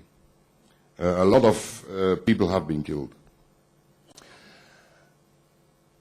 I can go on, but I have to stop. I will say this. It's not finished. There have been mass arrests recently. In Basra alone, for instance, from January till June, there were some 2,300 people arrested. 2,300. On 31st October, they arrested 115 civilians. And in similar rates, 347 civilians after similar military raids. I will end with a quote, which is, I think, important. We shouldn't distinguish between violent and non-violent approaches, because the violence didn't come from the Iraqis.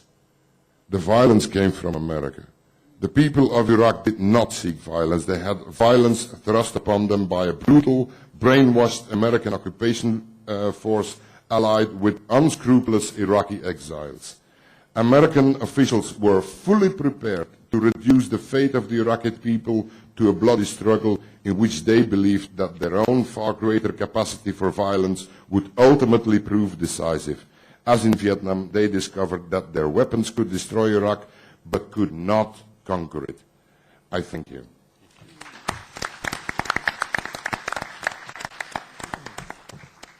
Next, we move to not only our only Malaysian, but also our only orthopedic consultant on the panel. An author from Beirut to Jerusalem, Dr. Ang Swee Chai. Would you like to stand up? Yeah, thank you very much. Maybe go to the podium. Yes, I'll go to the podium and Yeah. can you have the slides on? The podium's this side. Can you see that? That one is also should be. Yeah, it's. I think probably have the...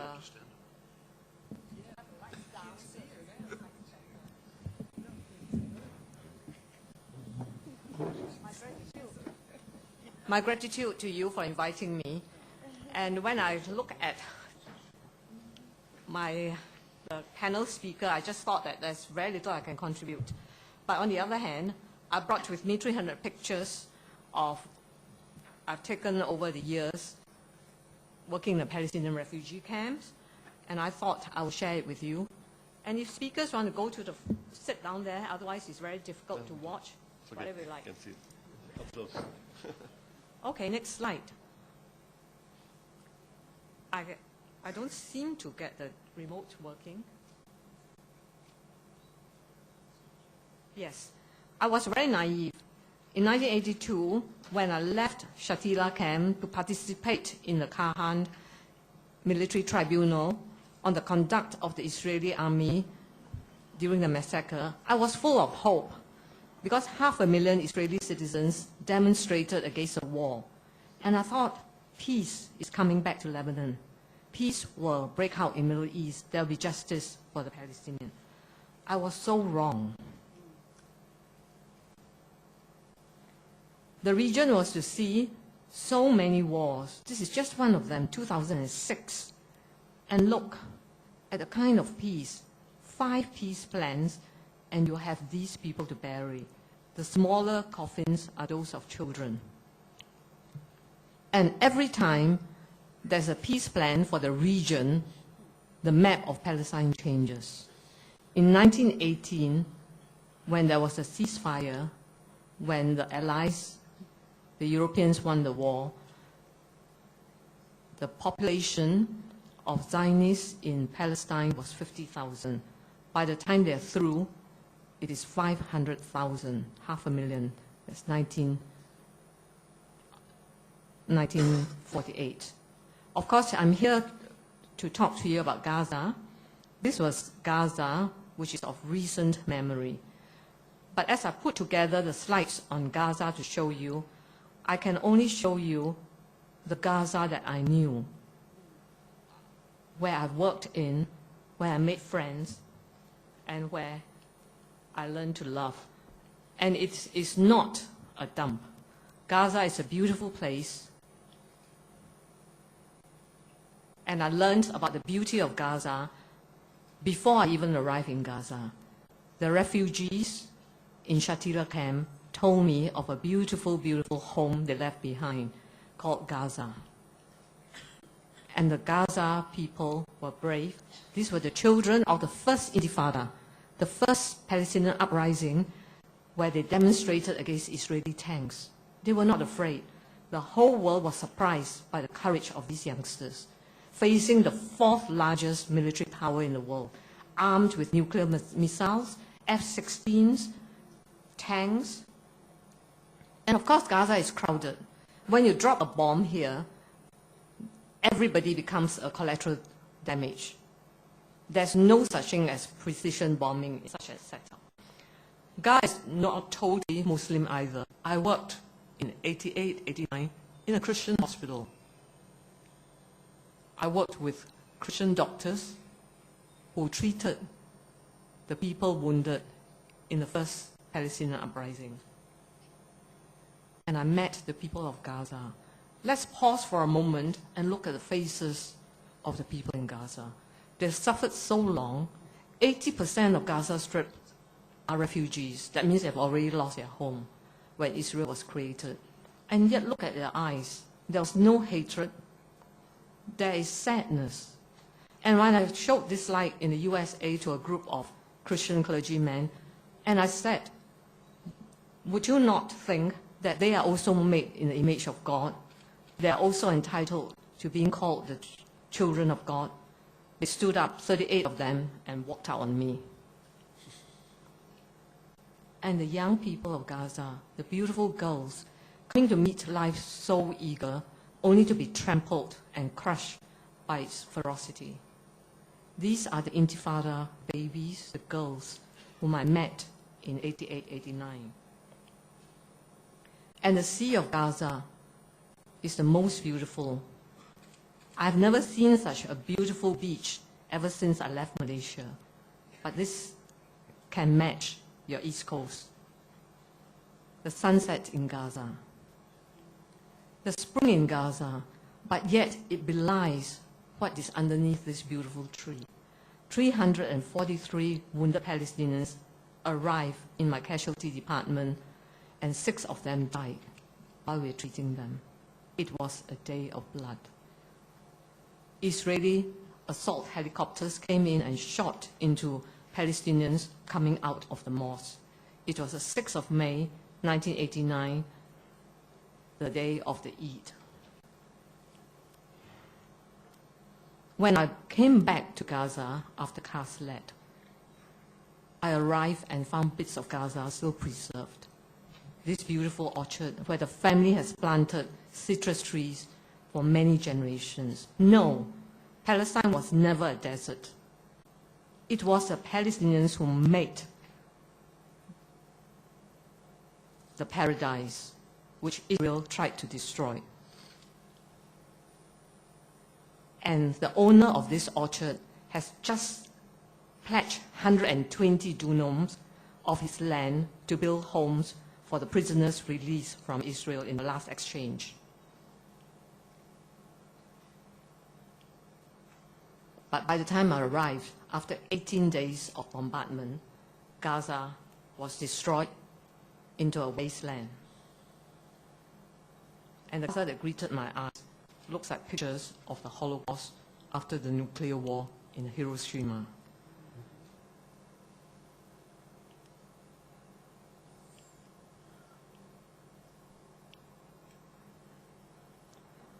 Well,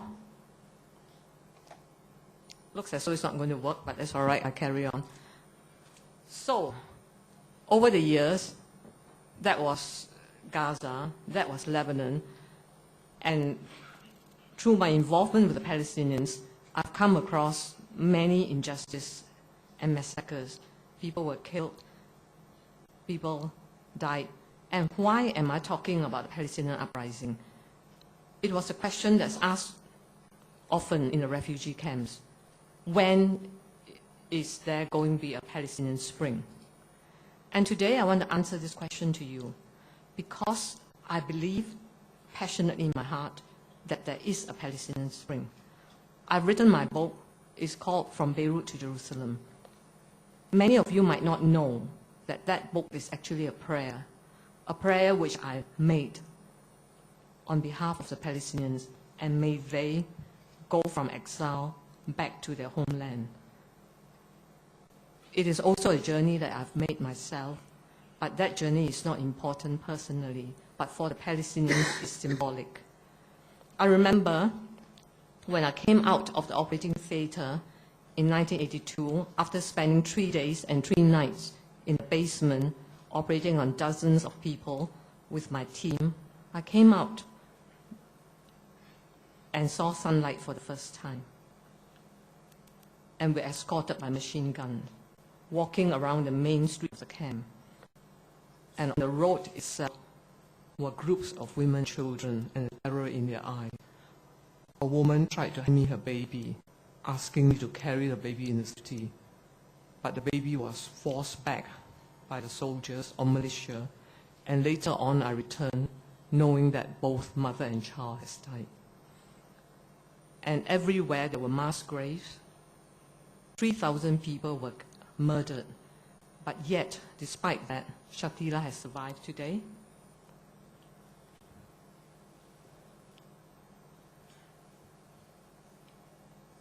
This is Kaslet. You have seen these pictures, so there are many of them. The dead of Gaza,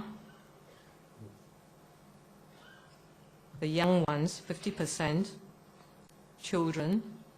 The Palestinians wanted me to show this. It's gruesome, but it's important that we reminded how ugly war is.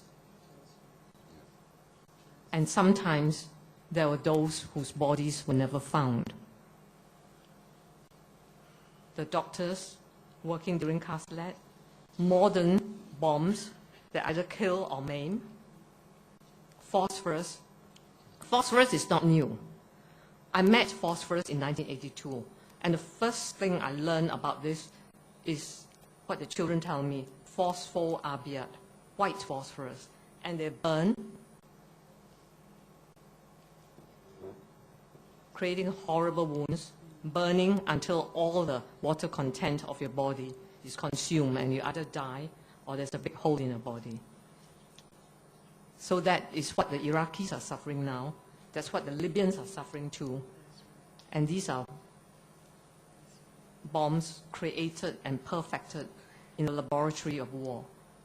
Fuel air explosive, a bomb which will collapse an 11th-floor building, burying everything under a heap of rubble so that no bodies can be evacuated. And yet, against this, we will have to find a way of surviving and a way of resisting. I want to leave you with 3 images. Time is short, so probably if we can get this to work eventually. 3 images that I want to leave with you. The first image is that of a group of Palestinian children. I went to visit a grandmother who had walked 20 kilometers from South Lebanon to Shatila when she got news of the massacre. And when she arrived, 27 members of her family were killed. I left her home totally destroyed. I've got nothing left in me. I feel dead. But as I came out of her house and walked into the main street of the camp, I came across a group of children. And the children surrounded me. And soon, one of them said, "Doctor, take a picture of us." And when I begin to focus on the camera, they raised their hands in a victory sign, saying, "And we are not afraid." That is the first image. And because of them, I know that giving up hope is a luxury we can never afford. We cannot give up hope for them, even if we want to give up hope for ourselves, because we must always, always believe. Today, we are alive, and we live for them. Tomorrow, we might die, but we leave them a legacy that we have not given up. And here we stand, and here we fight, and here we pledge that we'll support them. In the name of humanity, we will tell their story, and we will not be depressed, we will not despair. To you, I also present the Gaza children, a group of children whose picture you won't see, but hopefully you see afterwards, standing before a big bomb crater, yet full of dignity. And I want to present to you the Palestinian women. Women who have to be builders, but like what Yasser Arafat say, not only builders, but rebuilders.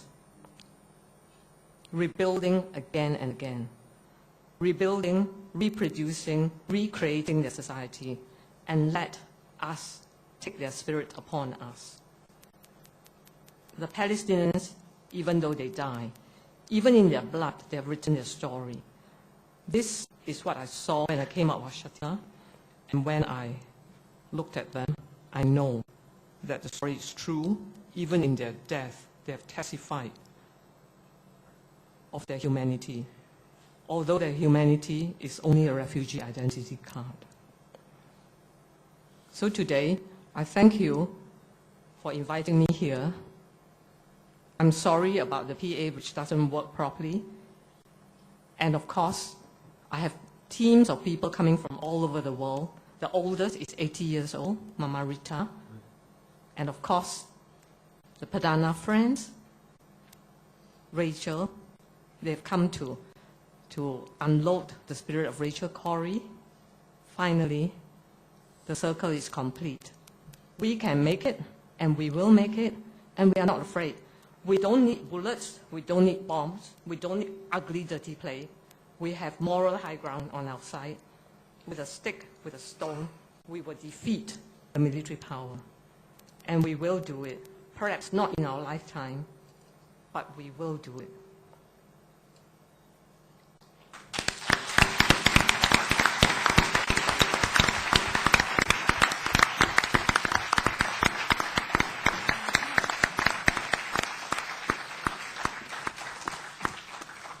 Thank you, Dr.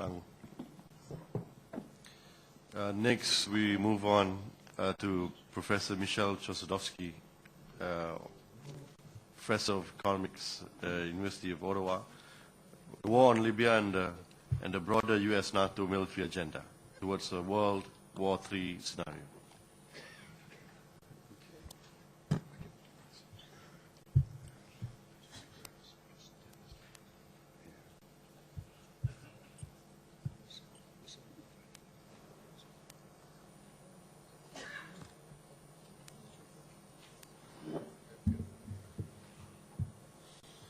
Dear friends, sorry.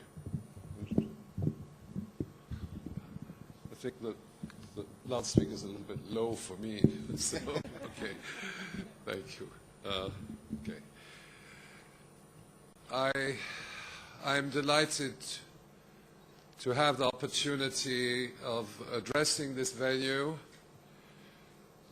and recalling the history of almost 6 years of Perdana commitment and involvement to the project launched in December 2005 by Tun Mahathir, leading to the initiative to criminalize war. This has been a period of relentless work, research, commitment by all of us. But at the same time,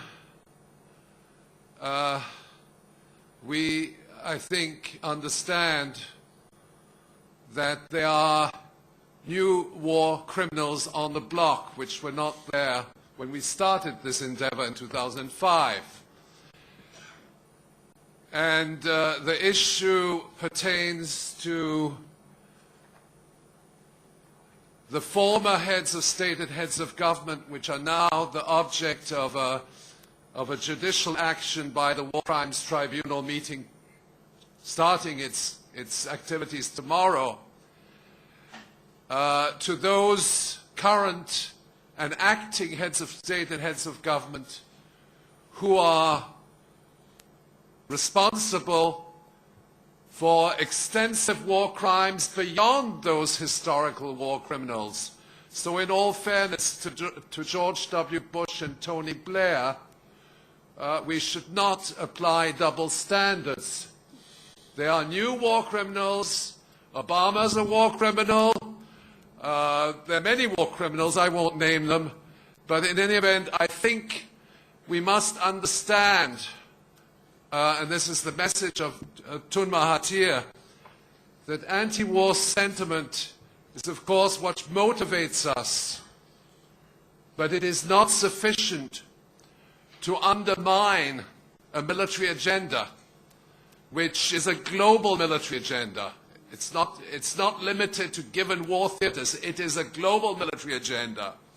And in other words, we have to legitimize these war criminal high office who are taking decisions in our own names and which are launching wars under a humanitarian mandate or under a campaign against terrorism.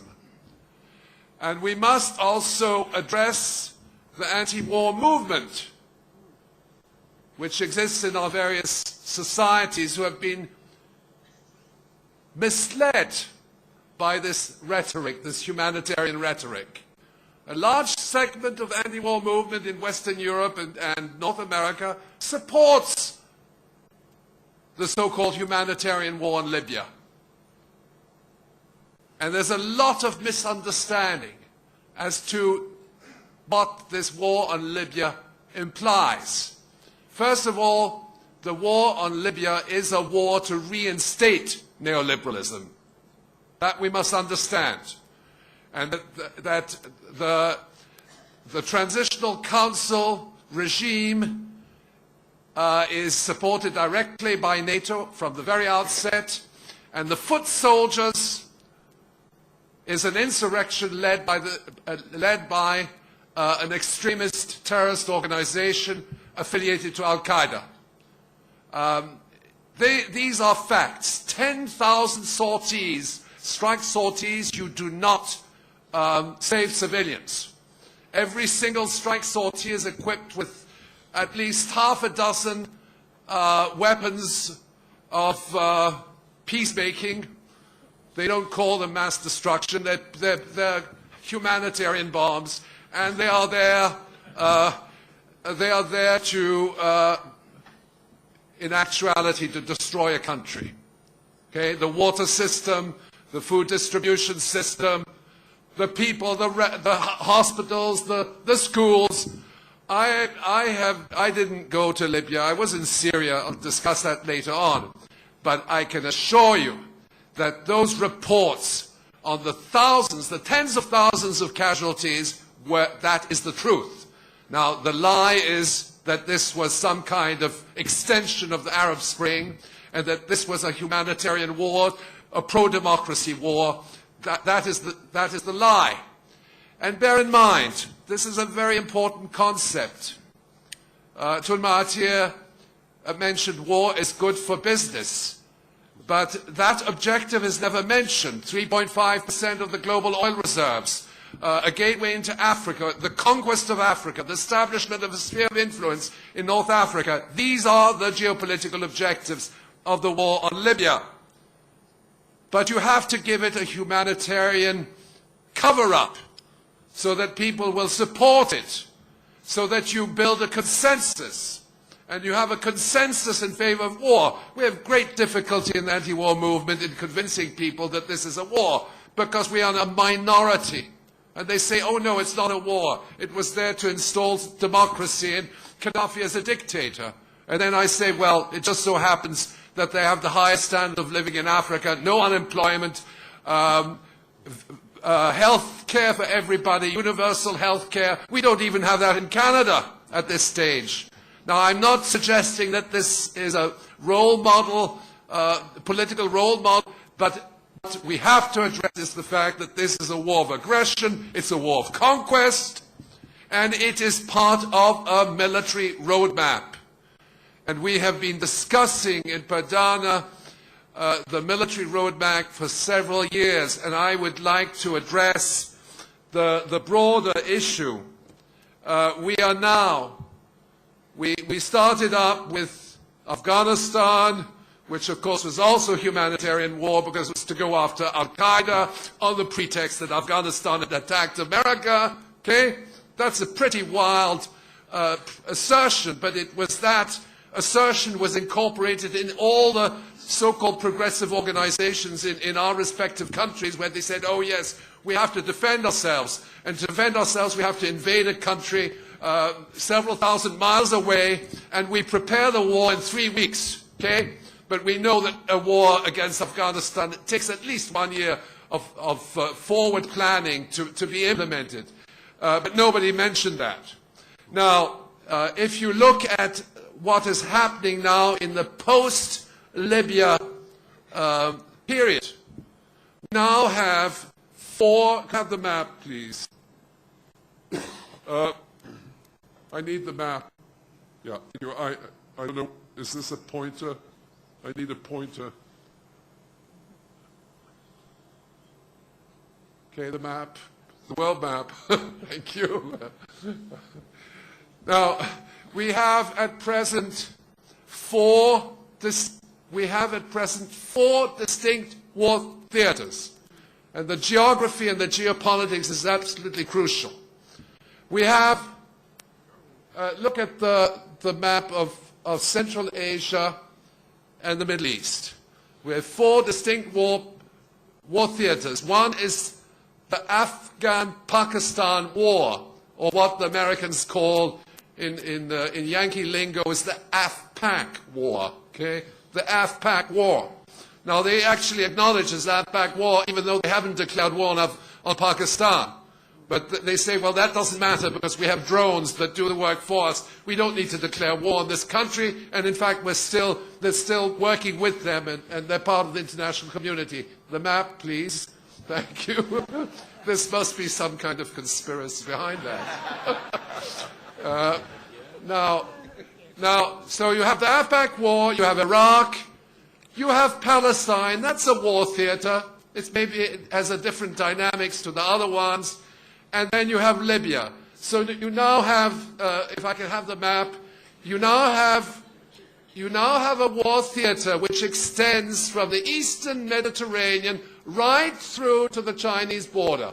Afghanistan has a border with China, with the former republics of the Soviet Union, and it extends over a vast region. Now, bear in mind that this is not the only region of U.S. involvement. We now have a war in Somalia. We've had a war in Somalia for a long time, but Kenyan forces have intervened. This is another area of conflict. We have also the whole militarization of the South China Sea, threatening China. We can see that from the last visit, from the various initiatives in Australia, where Australia is now going to perform a role in the Pacific, and it says it's due to Chinese military advances, as if China was the aggressor. Now, when you look at it from a more global perspective, AFRICOM, the Africa Command, is essentially the extension of U.S. influence into Africa, from North Africa downwards. Okay? But there are two major countries today which are currently threatened. And there's please, the map, if I could have a stable New World Order so that we can... So let me discuss recent developments, because we are, in effect, in a World War III scenario. I don't like to use this term because it conveys something which is very dramatic in terms of its implications. But I can assure you that from the point of view of US High Command, there's only one war. It's called the Long War, or it's called the Global War, or it's the War Without Borders. And it's coordinated from Central Command, from the Strategic Command Headquarters in Omaha, Nebraska, which is a vast military apparatus. It is coordinated with NATO endeavors and those of Israel. But bear in mind, Israel is, I insist on that, Israel may have its own war plans, but it cannot proceed without the US green light. Okay? So if there's any kind of action by Israel against, let's say, Iran or Syria, it is coordinated with NATO, and it's coordinated also with the United States High Command. Why? Because the air defense system is integrated and so on. Now, the events in Syria, and we have to be very careful. The government of Bashar al-Assad is not a role model. I don't want to discuss the nature of that government. Okay? It's acknowledged that this is not particularly a democratic government, but that is not the issue. The issue has to do with the nature of this protest movement. And I spent over a month in Syria just before these events unfolded, and in fact, during my stay, one very important US personality became ambassador to Syria. It's Robert Stephen Ford. Now, going back to Derek's presentation, Robert Stephen Ford was part of the team set up by Negroponte in Iraq in, I believe, 2004, 2005. He was second in command, but he was more important than Negroponte because he speaks Arabic and Turkish and so on. And he was also instrumental in establishing the death squads in Iraq. And when he was appointed to Syria in January of this year, he also had a mandate. From the beginning of the events in Syria, what we see is the incursion of armed gunmen, invariably Al-Qaeda related terrorists, supported by, this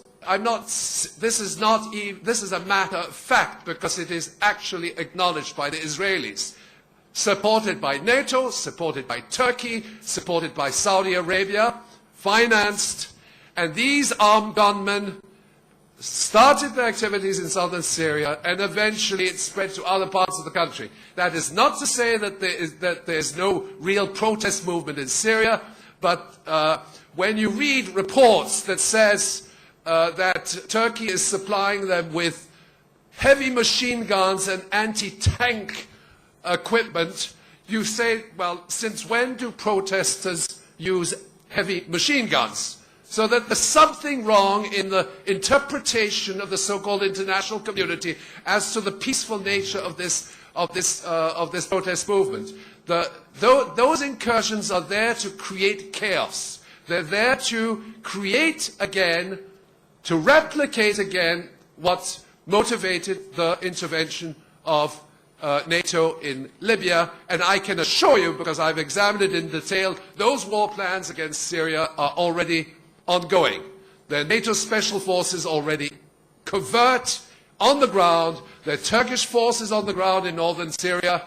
The objective is to wage some form of military operation against Syria under the responsibility to protect mandate. And that's very important. It's not a pro-democracy initiative. And since when is Hillary Clinton committed to pro-democracy? Since when is the United States committed to pro-democracy? They've always supported dictators, but they don't like the heads of state, heads of government, whether they're democratic or dictators, who oppose their hegemony. And in this particular case, the Syrian government is at odds. It's at odds with Israel and is at odds also with the United States up to a certain point. But the issue there is, if there is military action in Syria on whatever pretense, and if there's military action directed against Iran, because these two initiatives are carried out together, then that whole region flares up. Again, look at the map. From the eastern Mediterranean and North Africa right to the western frontier of China, Xinjiang province and Uyghur Autonomous Region, that whole region flares up. And then you have other areas of the world which are militarized. We are in a World War III scenario, but you may not even know about it because our media will present this as a peace-making operation. It is, no, ladies and gentlemen, there is no war. This is a peacemaking operation.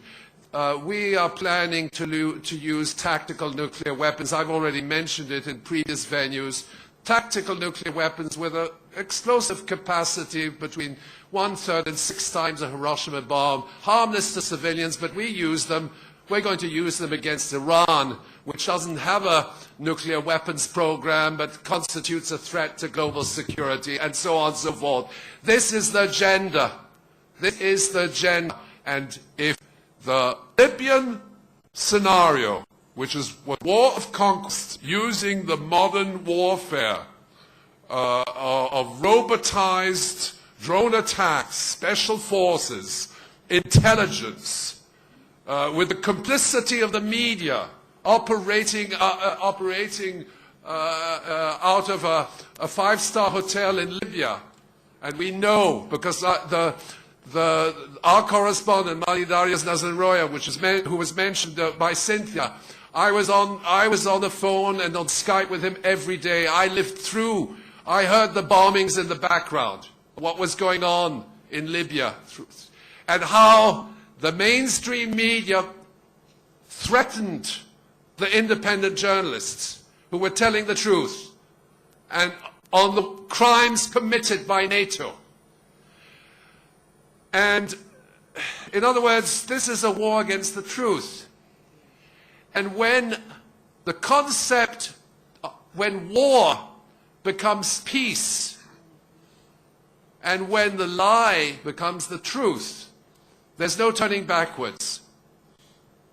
The concepts have been turned upside down. They've been instilled in the consciousness of millions of people who read the New York Times and listen to Al Jazeera or CNN. And Al Jazeera is much worse than CNN, in all due respects. To anybody who's from Al Jazeera here, please. But that is the issue. It is the obfuscation of what is actually happening in the field, the devastating wars which are conducted under humanitarian mandate, and presenting war as a peacekeeping undertaking. Now, bear in mind, the road to Tehran goes through Damascus. If there is a military operation modeled on Libya, which is a country of more than 20 million people with a long history at a geopolitical crossroads. Okay, we're not talking, it has borders with several other countries, including Turkey, Iraq. What happens is that these 4 war theaters become one single war theater. Okay, it's the transition from 4 to 4 theaters into one single military territory extending from the Mediterranean right to the Chinese border. That some people call it a regional war, but in effect it is part of a global military agenda. And if you read U.S. military documents with a little bit of, in fact they said very blatantly, said that if you look at the project for the new American century, they say our objective is to wage multiple simultaneous theater wars in different parts of the world. Could it not be any clearer that this is a global military agenda? There's a roadmap, and we are on the roadmap. And other regions of the world have been threatened. China has been threatened. They're establishing a military base in Jeju Island, just a Korean island which is just opposite Shanghai. I visited Jeju Island. The people who are now, the whole island, they've even arrested the mayor of Jeju Island because he's opposed to this military base. And who are they directing these are high-tech bases just opposite China. China is threatened, and China has been threatened very recently in terms of this Australian initiative in the Pacific.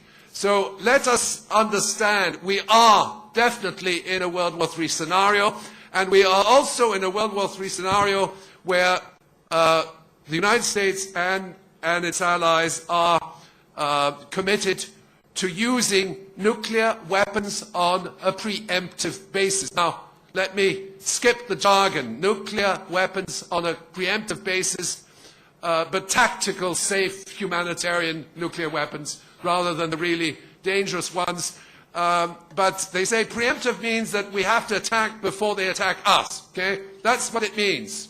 So that anybody who utters some kind of statement of wiping off the map, which of course is a statement which has been manipulated. They never said that, but of course Israel, the New York Times will then present this as evidence that Iran is the threat. The threat is the United States of America, NATO and Israel. This is the military alliance. The United States, NATO and Israel, it is a formidable force. It has a global mandate. It has its regional allies, the Mediterranean Dialogue, the Istanbul Initiative. All these military agreements are directed against countries which do not comply, and ultimately they are also directed against the two competing world powers, Russia and China, through the so-called Strategic Defense Initiative. On the one hand, the militarization of Russia's border in Eastern Europe and the Caucasus, and so on, and the Caspian Sea, Black Sea. And then the other is directed against China and, of course, North Korea. So that, in effect, we're dealing with a global military agenda which could, I'm not suggesting that we are in a World War III situation, but we are certainly in the context of a World War III scenario. And I have people who write to us and say, you're so stupid, the World War III has already started, okay? They send me an email. But we can certainly say that we are in a World War III situation today. And these more recent initiatives directed against Syria and Iran essentially would lead to the escalation over a vast area and integration of these separate four war theaters. Why? Because Israel will be involved, Lebanon will be involved, the Palestinians will certainly be involved as well, and then we have a situation where it is no longer separate war theaters, but a regional war which could then extend. And if Russia and China intervene, of course, then the situation would be even more serious. But I suspect that Russia and China are not going to intervene because up to now they have not taken the correct initiatives in the Security Council of the United Nations. And in fact, the decision taken last year to freeze military cooperation for the Iranian S-300, which was very crucial to defending Iran against outside aggression, the Russians have gone along with that. And consequently, that United Nations Security Council resolution of June 2010 is absolutely crucial because it puts Iran in a very weak position vis-à-vis the Western military alliance. So we are at a very dangerous crossroads, ladies and gentlemen. This is the most serious crisis in modern history. It's coupled by a major economic crisis. War and globalization go hand in hand, and there are interactions between this global economic crisis, which is leading to the impoverishment of large sectors of the population, and the military agenda. And the military agenda is a business undertaking in its own right. The military-industrial complex, the defense expenditures, the mercenary companies, the security companies, and so on. The question is, and I realize that the time is running out, that the question is, how do we reverse the tide? And the issue is that you do not undermine a war by simply being against war. Okay? So that anti-war sentiment is certainly the driving force, but it has to direct itself to undermining the whole political, economic apparatus which sustains war. And in other words, we have to ultimately recognize that we're not dealing with individual war criminals, but we are dealing with the criminalization of the state and the upper echelons of the political apparatus, particularly in Western countries. And the actions, Fidel Castro brought out a very interesting text recently. He said the future of humanity is in the hands of irresponsible politicians. They meet at the G20 and they take decisions which affect the future of humanity and life on Earth. Because if they start using nuclear weapons and believe that these nuclear weapons are harmless to civilians, well, they are committing a grave historical mistake. And these people who make these decisions don't understand the consequences of their actions. They have absolutely no idea of what could occur. And so that we're dealing with very complex decision-making. What we have to do is to unseat the war criminals. And we have to unseat the war criminals by breaking the consensus that ultimately war is that there is a just war, that there's a humanitarian undertaking. And I would say that one of the main obstacles comes from within our own ranks. People who believe somehow that there can be a humanitarian war. And people said, oh, there's a humanitarian war as far as Afghanistan was concerned. As far as Yugoslavia was concerned, people hesitated with regard to Iraq, and now they're saying that Libya is, of course, a humanitarian war, after tens of thousands of people have been killed. So that ultimately it is unseating the war criminals and breaking the consensus. It's a bit like the Spanish Inquisition, okay? The Spanish Inquisition, everybody believed that it was a good thing. In fact, the French Inquisition was even worse, okay? With all due respect to the Catholic Church, but we're talking about history. And the Spanish Inquisition was a consensus. It was based on fabrications. In the same way as today we're fabricating intelligence to say that Iran is a threat, okay? And you can read that in the New York Times. Those are fake allegations.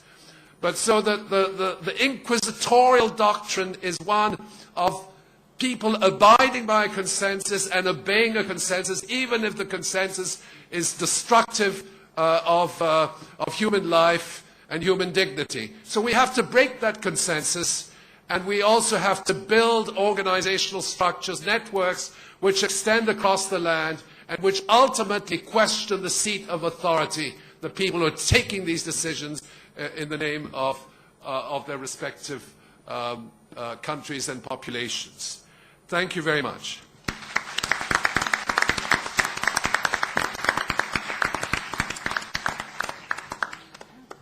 Thank you, Professor Jozudowski, for that very insightful presentation. We now have about 20 minutes of question-answer time. I request that any of you who are interested to pose a question to identify yourselves and to keep the question short and sweet. And if you can also to direct the specific question to the panelists. Yes, please.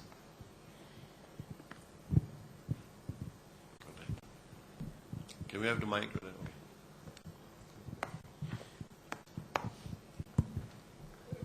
Okay. My name is Mohamad Mansour bin Abdurrahman. I'm coming from a country which is well known as Israel of Southeast Asia, that is Singapore.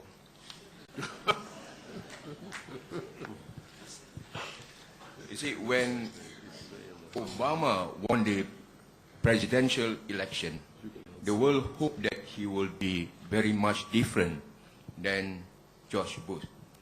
But it turned out to be Osama is a twin of Mr. George Bush, even though the color of their skin are different. I have a question to Mr. Denis, one of the speakers. He says that American blindly support Israel. My question, how and what can we do to stop Americans from blindly support the Israel? Thank you.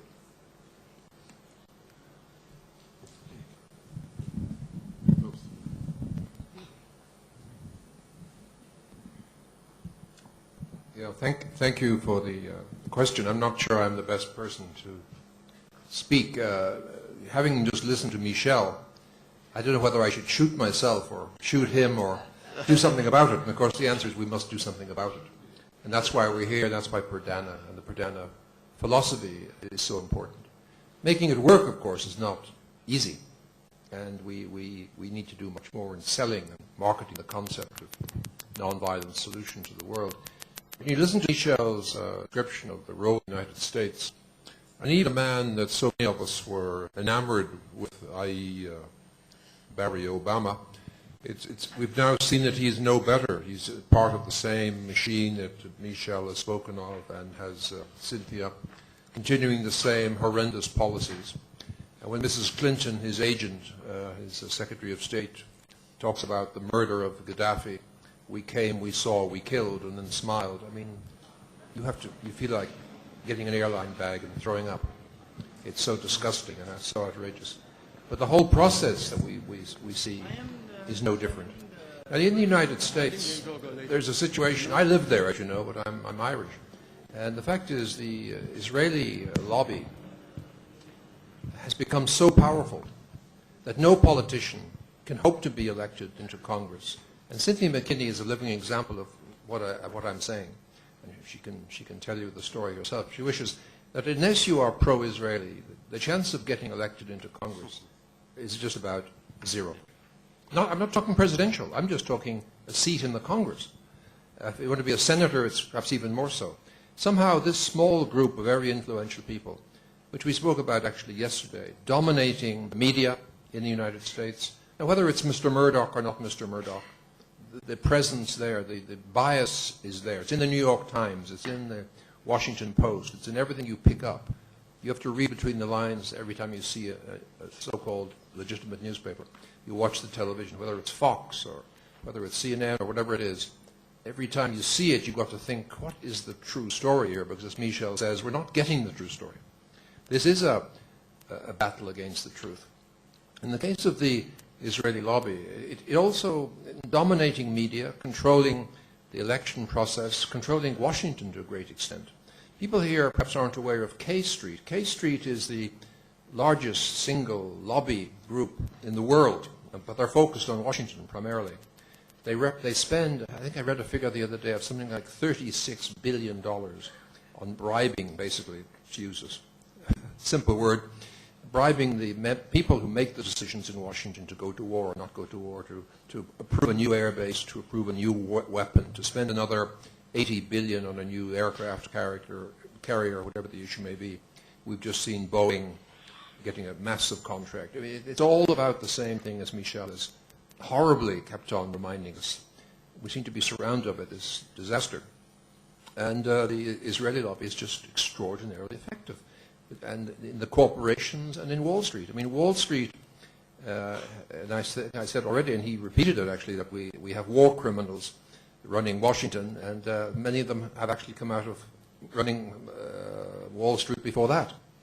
And it's all seems to be linked together with this extraordinary network, global network of money, power, ambition, and in some cases Israel, but there are many other ambitions, as Michel has just reminded us. And it's a much bigger thing, in fact, than Israel, but Israel has become a key part vastly greater than the importance.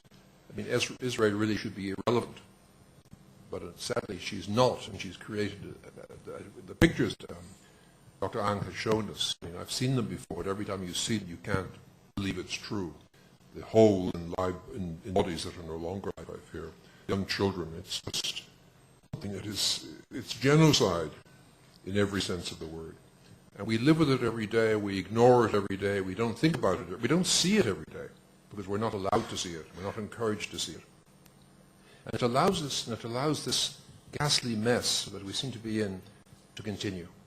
And I'm not answering your question very well, but I'm so appalled myself by what I've just seen and heard, and it's not the first time, but you get this feeling of we little people, individuals, of course if we get together we should be able to change this. The question is how and when should be immediately, because clearly we're up to our eyes in a horrific, inhuman mess already. Thank you. Can I answer Yeah, that? please, please. I think it is going to be difficult, but it has to be done. And whether you like it or not, you've got to do it. And you have to speak up, because if you don't speak up and you don't tell the truth will be buried. So if you travel around the world just to speak to one person, you do it. All right? If you go into school and talk to 5 kids and show them all pictures of what happened, you see, I grew up 30 over years in Singapore. All right? And when the 6-Day War happened, my whole church celebrated.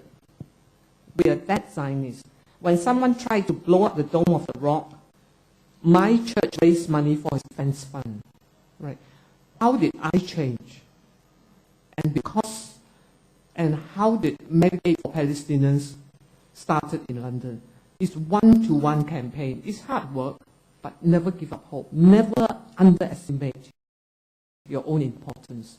Because if you are tell the truth, you are prepared to witness the truth, you are not afraid, then we can begin. Thank you. Thank you. I commend all the presenters. My name is Cynthia McKinney.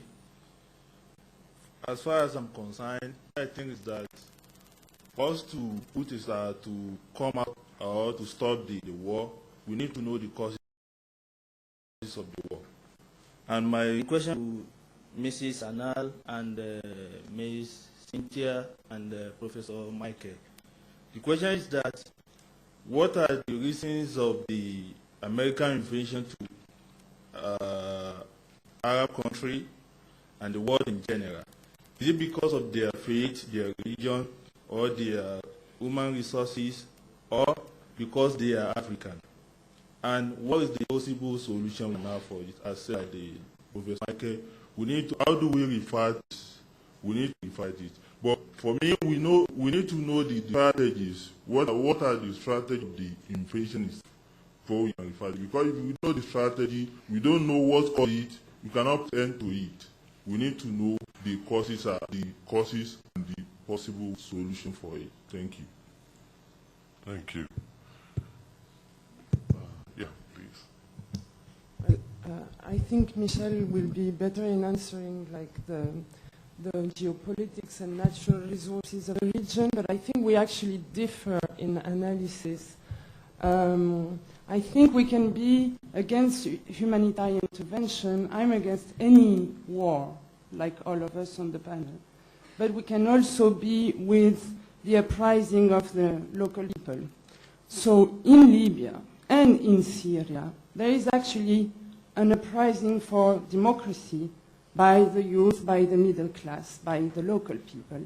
The fact that this fits into a greater military agenda of NATO powers is a second question. How can I ask the people to stop demanding democratic rights when they are being repressed in the name of a greater military agenda?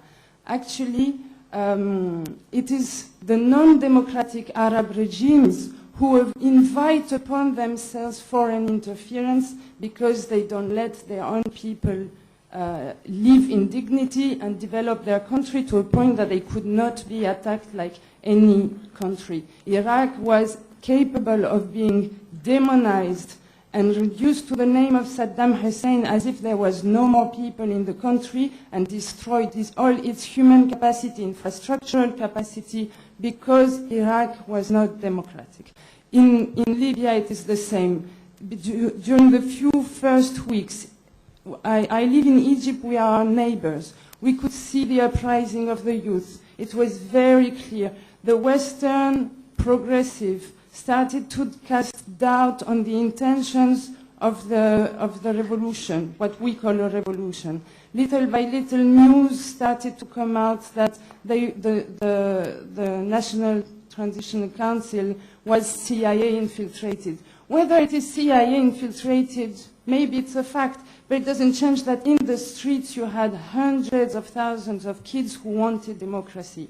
In this hesitation of not supporting them, the Americans managed to put their man in power. They managed to convince their public opinion of having a humanitarian intervention, and therefore they waged a war to destroy Libya and its capacity. It is happening the same towards Syria. Because of the hesitation of the progressives to support progressive forces who are asking for democracy in Syria, there will be another humanitarian so-called intervention to destroy the capacities of Syria. And I find this very sad that we cannot stand at the same time against Western imperialist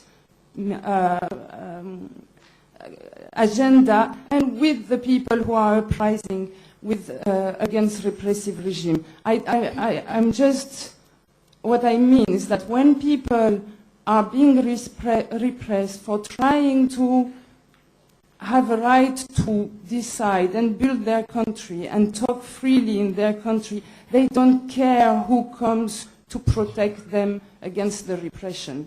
When it's a matter of life and death, they are not asking themselves, is the person who is coming to protect me anti-imperialist or not? No, they want to survive. They are normal people with normal families, normal children who want to survive and who want to live in dignity like they have the right to in their country. To criminalize the Arab Spring is an error of analysis.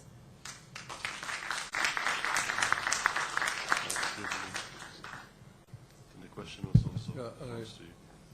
I'll get Cynthia to answer that. Yeah, Cynthia, yeah, answer. Well, I don't know if I can answer sufficiently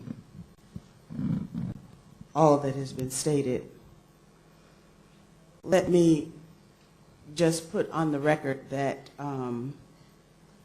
with respect to Africa, to try and respond first to the question that was posed, that Africa has not ceased to be targeted. And whatever the excuse du jour might be, whether it's religion or geography or geostrategic value, or whether it's the resources, the fact of the matter is that Africa is being targeted, and we must pay attention to that fact.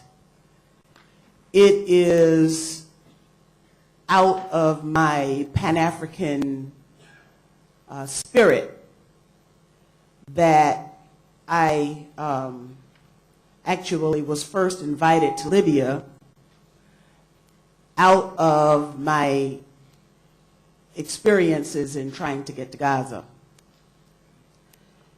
And I was invited by the Jamahiriya to take a delegation of U.S. citizens there to learn more about the form of direct democracy that is experienced by the Jamahiriya that has been endorsed by our former Senator Mike Gravel, who now travels the world speaking out on behalf of 911 Truth and direct democracy.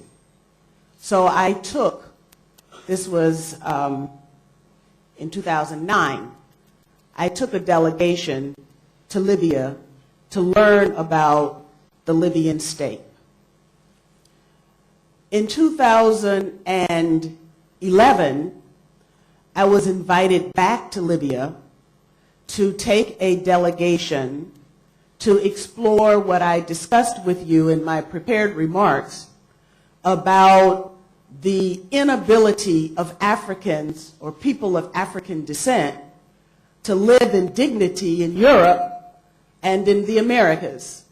And that is because, as it is no secret, that in Europe, Africans are being harassed, and one might not expect it, but so too is the case for people of African descent in the Americas. And the conference was called Continent Diaspora Wide in order to discuss the urgency of the situation, the fact that there is a brain drain that is seriously taking talent away from the African continent. And how could we work together in a network to reverse that circumstance? It was during that time that we were there at the conference when I had just left, but there were delegates who were still there, who, when the media reports came out that there was a scorched earth policy as was described by the Libyan in how do I say, the sort of like the Miami Cubans, a Libyan who had left the country and made a report to the United Nations. So I returned to the United States with all of this. So what I did was I organized a delegation of alternative journalists to go back to Libya. I'm still in debt from paying for, or getting a friend, to pay for the travel of these journalists, to let the chips fall where they may, and tell the truth about what was happening in Libya. And I have to say to my sister who's sitting on this panel with us, that everything that has been reported by CNN, Al Jazeera, Fox, CNBC, MSNBC, any aspect of the, what I call special interest press, has not told the truth about the events that took place in Libya. And the sad fact of the matter is that a group of people who served on the board of the Congress, U.S. Congress-funded National Endowment for Democracy, worked in tandem at the United Nations with organizations that are part of the pro-Israel lobby in order to get resolutions passed without even the hint of an investigation. The African Union didn't do an investigation. They were there when we were there. I was there underneath the bombing. I saw collective punishment. I saw civilians killed. I saw schools bombed.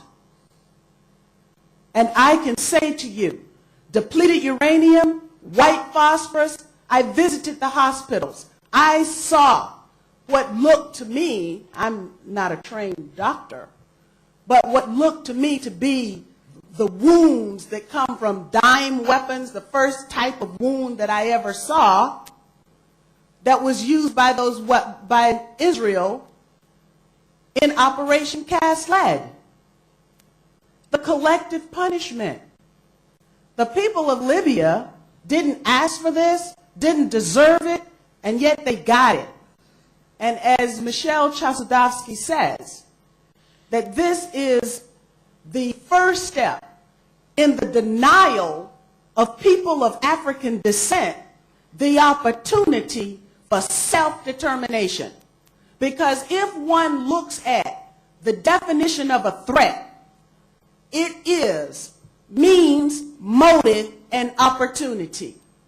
And finally, we had someone who was proposing, or an organization that was proposing a 1 million-person army so that these efforts to control African self-determination could be thwarted and pushed back and repelled.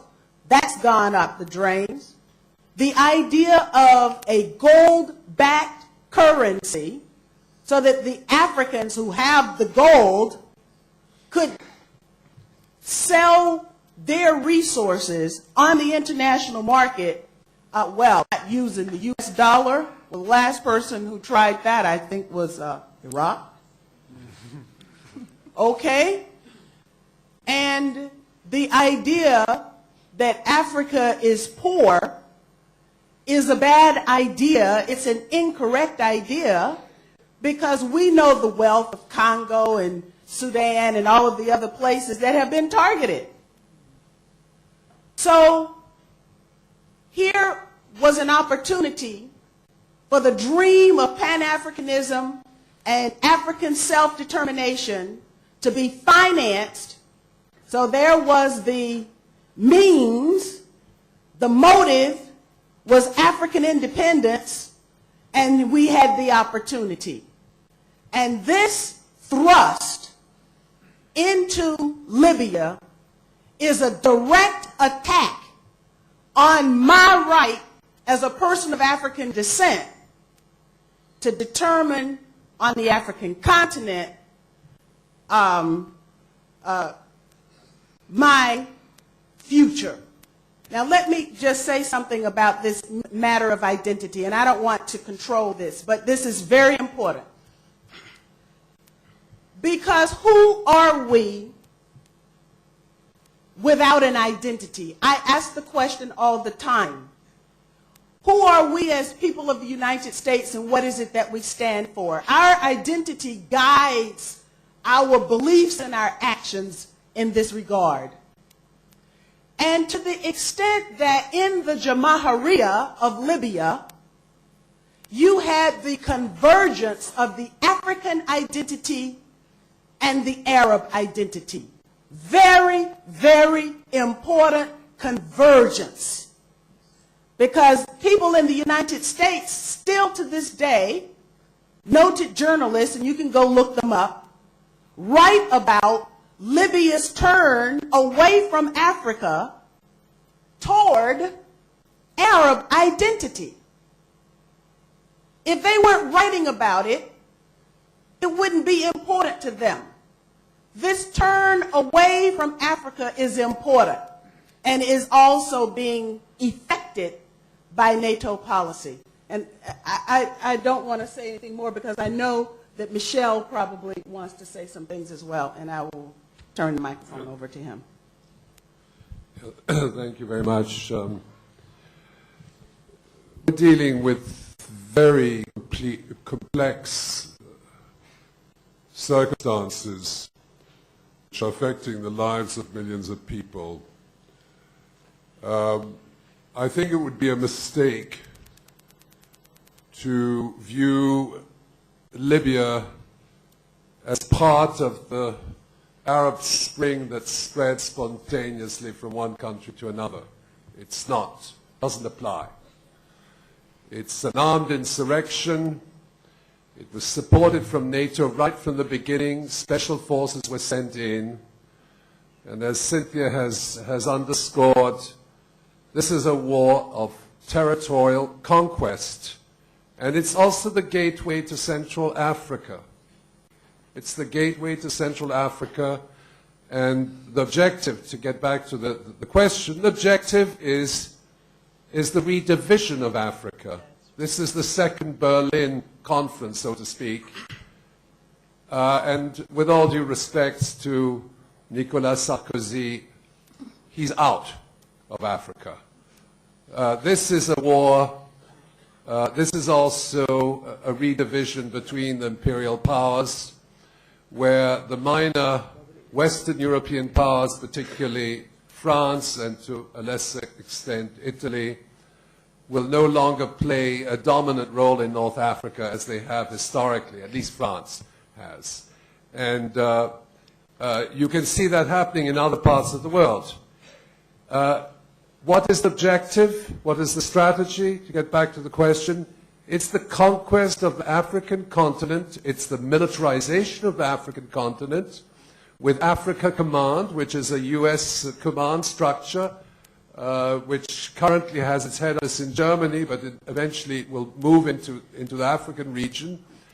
And this did not start yesterday. It's been ongoing for the last 20 years at least, where the United States has in fact been at war with Africa under the disguise of so-called civil wars.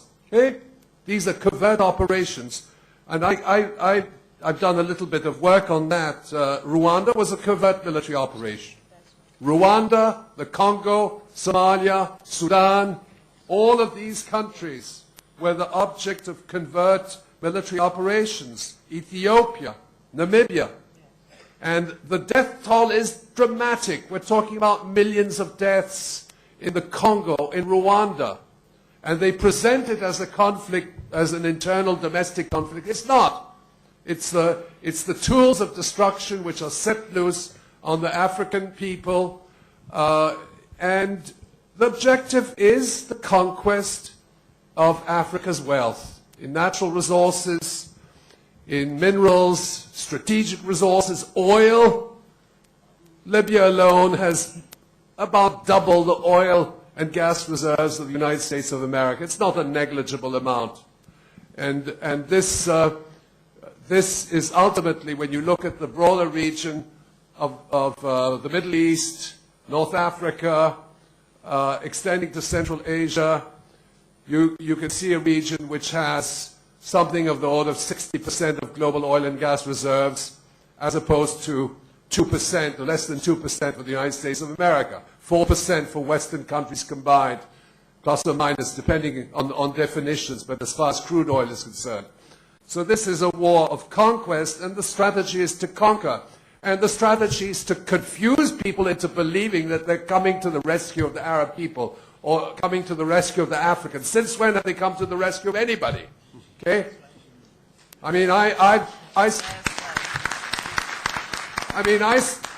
lived through several military coups in Latin America. I know exactly what the U.S., how they installed these dictators. Now, all of a sudden, Hillary Clinton says, I'm against dictators. Since when? Okay, since when are they against dictators? But this... Thank you very much. Thank you. We have, I see 3 persons signing up to ask questions. Why don't we bring all the 3 questions together before we pass it to the panel to answer? So we'll go one by one, starting with the gentleman here first. Okay, thank you very much. Good day to everybody, especially to His Excellency, to Mahathir. Actually, when Dr. Ang was showing her slides, I was wondering, actually, it came to my mind all the memories. You know, I was not there in this life. I was born 1987, so how come these pictures I know? Indeed, these pictures is something I see every day in my hometown, Homs, Syria. We have been oppressed since long, but indeed, I have a question for Dr. Michel, for Ms. Hannah. Okay, I could believe the international community has some wondering, and what's next, for sure. NATO has some interested, perhaps, but the question, the death toll, which has reached by the UN reports, the official reports, 4,000 martyrs since March 15th. These people, the regime who has been killing its own people so long. For me, just now I'm here, I look quite tired because last night my cousin's sister, 18 years old, she was just sleeping in her bed while the sniper of Bashar Assad sniped her in her bed. Could you imagine? She was not carrying a weapon. She was not gun woman. She was not at least paid by UN or Saudi Arabia, whatever they say. So the question I'm asking, such a criminal regime, or such a regime, I'm not saying criminal, shall not be considered as a criminal. Doctor, another question for you, please. Indeed, I respect you a lot. You are a professor, very well known. But the question came here, Syria and Syrian people are not worth a word of being supported. What I'm saying, perhaps gunmen are there, some people say? Okay, let me say, yes, even though I don't believe that much. But the question, international community has been silent for 9 months, and we are just being killed day by day. I lost many, many of my friends. So, I'm so disappointed, I'm really upset, but in spite of all of these things, I'm still very optimistic. Because too Mahathir Mohamad learned us in his books, in his rights, that Allah, God, helps those believe that they will success, those who struggle for their freedom, for their democracy. Thank you. Lady first. Thank you very much. Assalamu alaikum and a very good afternoon. My name is Wan Fariza Ayati from the National University of Malaysia, or UKM. Maybe this is not a question, I just need a response from any of the panels. In my observation, there are many factors of why the third world countries prone to be the victims of war, and that are poverty, disunity, and also abuse of power, especially from the governments of the countries. And it occurs to me that sometimes when we look inside ourselves, there must be problems. The problems must be from us. As one of the scholars, Muslim scholars of the past century, Malik bin Nabi, says that there will be no colonization without the situation, the existence of colonizability. So I think we also, apart from blaming the U.S. or etc., the powers external of the Muslim or the third world countries, we have to ask ourselves. So I would appreciate it if any of you can respond or enlighten me on this. Thank you very much. Thank you. Yes, very good afternoon to all the panels. Now, my name is Hesma Fazni. I'm from the Ministry of Communication and Culture, but I do represent the ministry. I represent myself as an individual. Now, I'd just like to ask on the opinions on whether we are on the verge of going into World War III, or maybe perhaps we are already in World War III, but perhaps there will be even bigger where we are having war in terms of perception. So do you think that for the third world, for the fourth, what we call that, the World War IV, we are going into the verge of the war of perception, as you can see through the new media, where a lot of things have been said about the late Muammar Gaddafi and how he has been treated, as well as the reports that have been made about Syria. So I'd like to comment, or rather seek your comment on this matter. Thank you very much. Before I pass it to the panel members, I too have a question to pose. Perhaps any one of you please jump in and give us a response. Going by how the economy, the global economy, has been affected by everything, and we now see a growing Occupy movement. Yeah, this thing with Occupy Wall Street, and it's been spreading everywhere in most developed countries. How sustainable is these acts of hegemony? I mean, if they still have this idea that they can, this imperialist idea that they can control the whole world, control all sources of wealth, and yet this rising discontents among their own people, we see from day to day growing. So how far do you think they can take this without finally, hopefully, getting thrown out by their own people? So anyone can hazard an answer. Well, we'll start with, we had the first question just now, so anyone would like to take that? Yeah.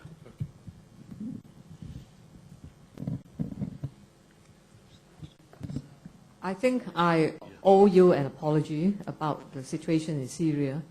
I didn't talk about Syria because I've never been to Syria. As you can see, these pictures I took myself. So I cannot pretend to be an expert on what's happening in Syria. I'm really sorry about your sister, and I just hope that she'll be all right. And I believe that the Syrian people are strong people. Syria is a strong country, and maybe you're going through a very difficult time, but eventually, I know that the Syrian people will fight for what belongs to them. And I wish you every success. Okay?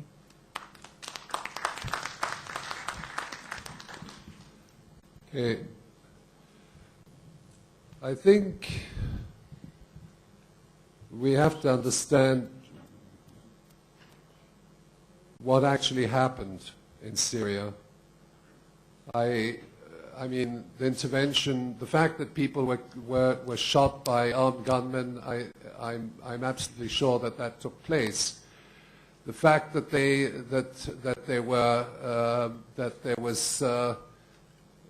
the armed forces were involved, certainly.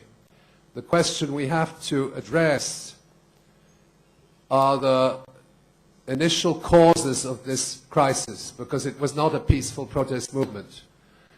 I've looked at lots of documentation, and what you describe about gunmen coming in and killing people spontaneously is documented. But I can assure you that there's no evidence that those gunmen were solely the government. Okay? If you look at some of the reports from the Christian community, and I've looked through tons and tons of reports, including Israeli, Lebanese reports, and I can assure you that right from the beginning in Dara, which is a city of 45,000 inhabitants, it's not where you run a protest movement, okay, on the border with Jordan, okay? There was initial confrontation between armed gunmen and the security forces. There were acts of arson, there was burn down of government buildings, and there was exchange of gunfire. Now, those were armed so-called protesters, and eventually, then you had events in other parts of the country as well. Lots of reports which confirm what you're saying, that civilians were shot by gunmen. In the Christian community, they come up with some analysis of this. But what we must understand is that these armed gunmen were supported by Israel, Turkey, Saudi Arabia, and they are Al-Qaeda affiliated entities. And when I say they're Al-Qaeda affiliated entities, it is well known and documented that Al-Qaeda is a creation of the CIA. And that these, the same thing in Libya, the Libya Islamic Fighting Group, which were the foot soldiers of NATO, they are also CIA supported.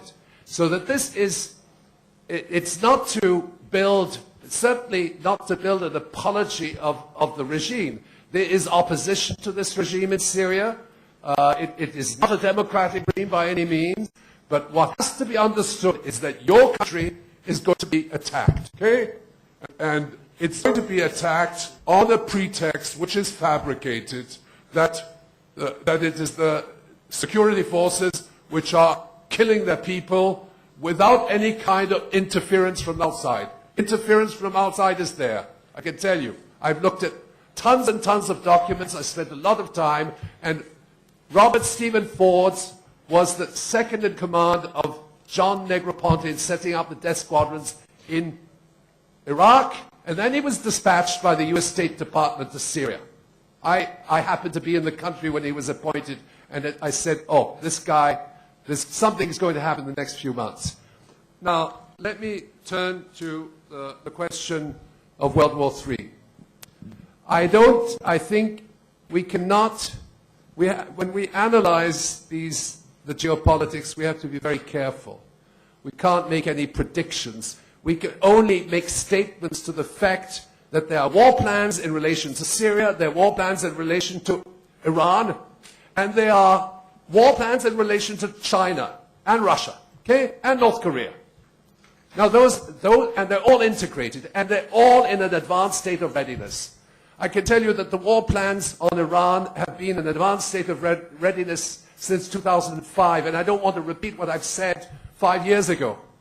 And some people say, well, you know, it hasn't happened, you're crying wolf, okay? We use the expression crying wolf. But we must take these war threats which are by Israel, by the United States, by the British. Those are the three countries which have threatened action against Iran, that if these war plans are carried out, and if those are carried out in relation to Syria, that whole region flares up, okay? And your country flares up as well. So the pro-democracy movement is one thing, the actions, NATO is not an ally of democracy anywhere in the world, let's understand that. And I think people in Syria, I spent more than a month in Syria, the people in Syria understand that, okay? So that is absolutely crucial. And how stable is hegemony?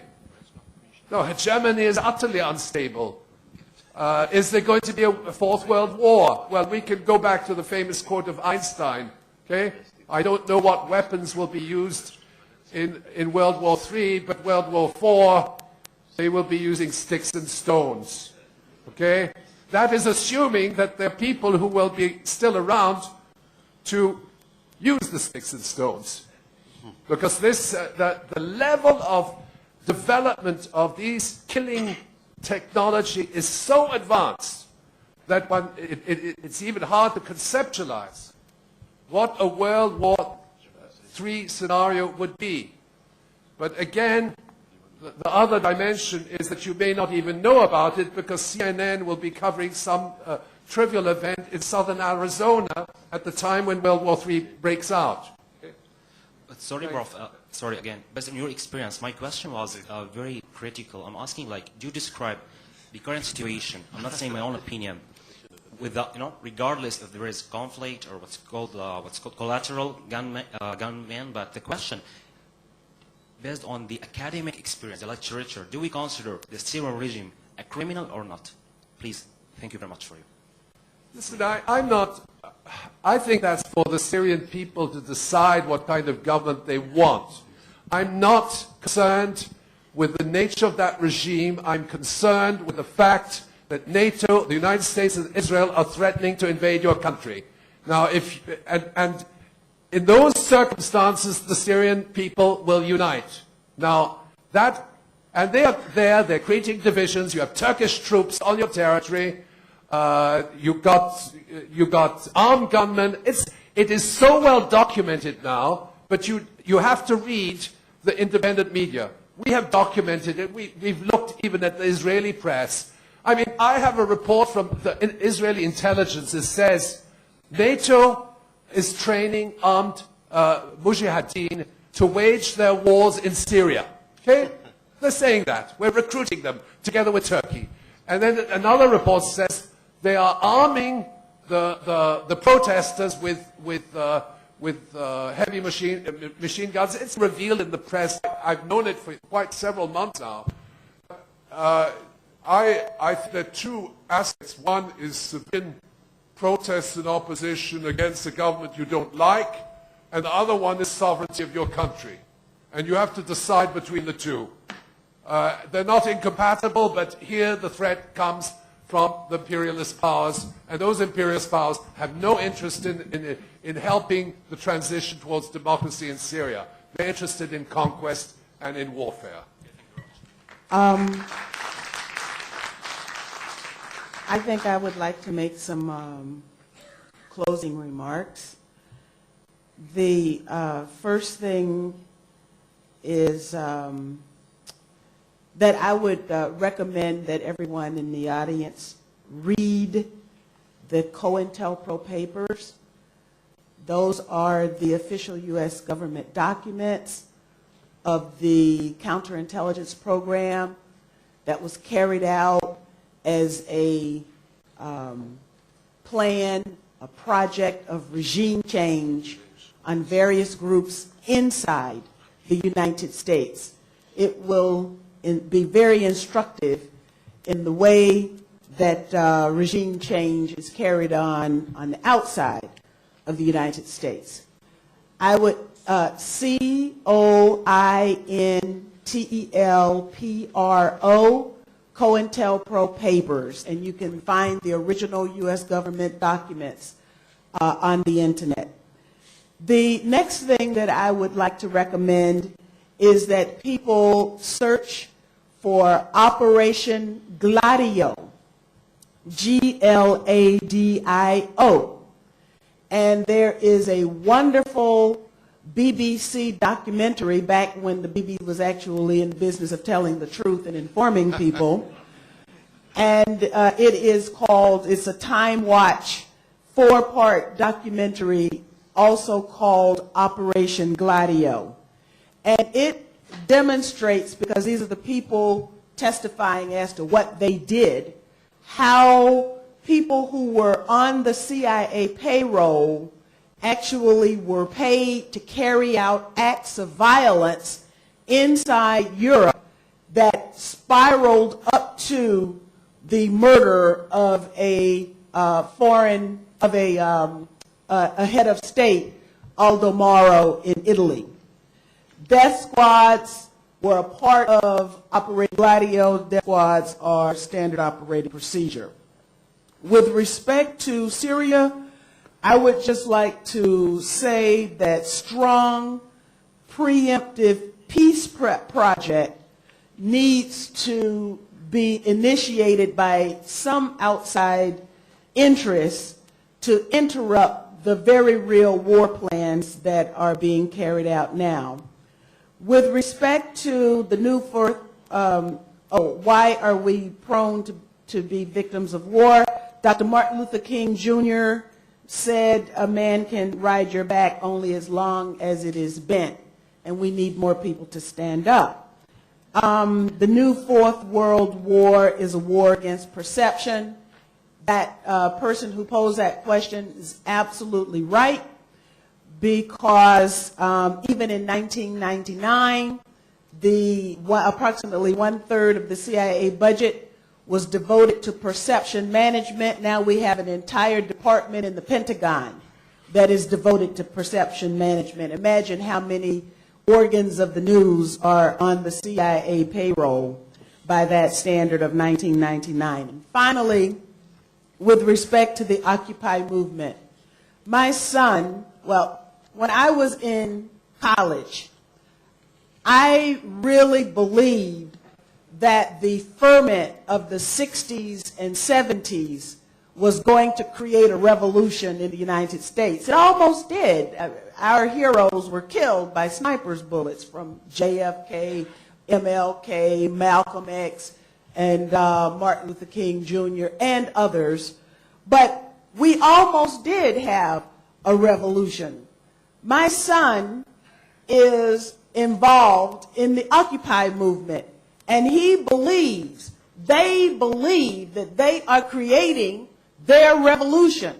And there is not a thing that I would do to step on their revolution, but I want to warn them and guide them and help them so that they don't end their revolution too soon. They don't declare victory too soon. They've only just begun. And we need a revolution inside the United States, because if the people of the United States could organize and get rid of that small political class that is engaged in these wars, then the world and our planet would be much better off.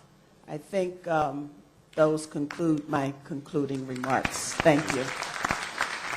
Ladies and gentlemen, it seems to me the underlying message we hear today is that if hopelessness sets in among peace lovers, then the warmongers win. I'm sure from all the information you've received today, you've been further enlightened. But what's more important now is, what are you going to do with that? What will you do with all this information? So I'm hoping that you'll continue to spread the word of peace with whoever you'll be talking to, in whatever actions you commit yourselves to, when you go overseas also, to spread this word of peace. And I think that's how this small ripple becomes a big wave that goes over the whole world. Please join me in the usual way of thanking our panelists by putting your hands together.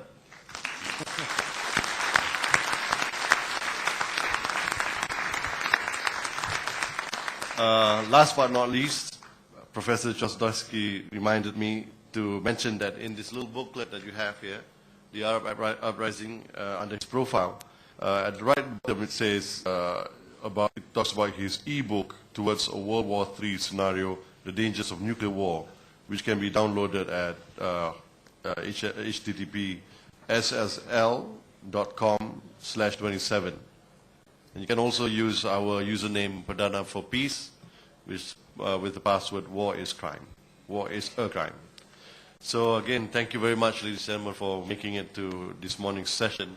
We have some important programs also in the afternoon, the launch of our exhibition, and from tomorrow, the long-awaited tribunal.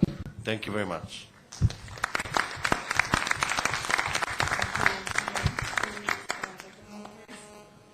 you to all our speakers, and thank you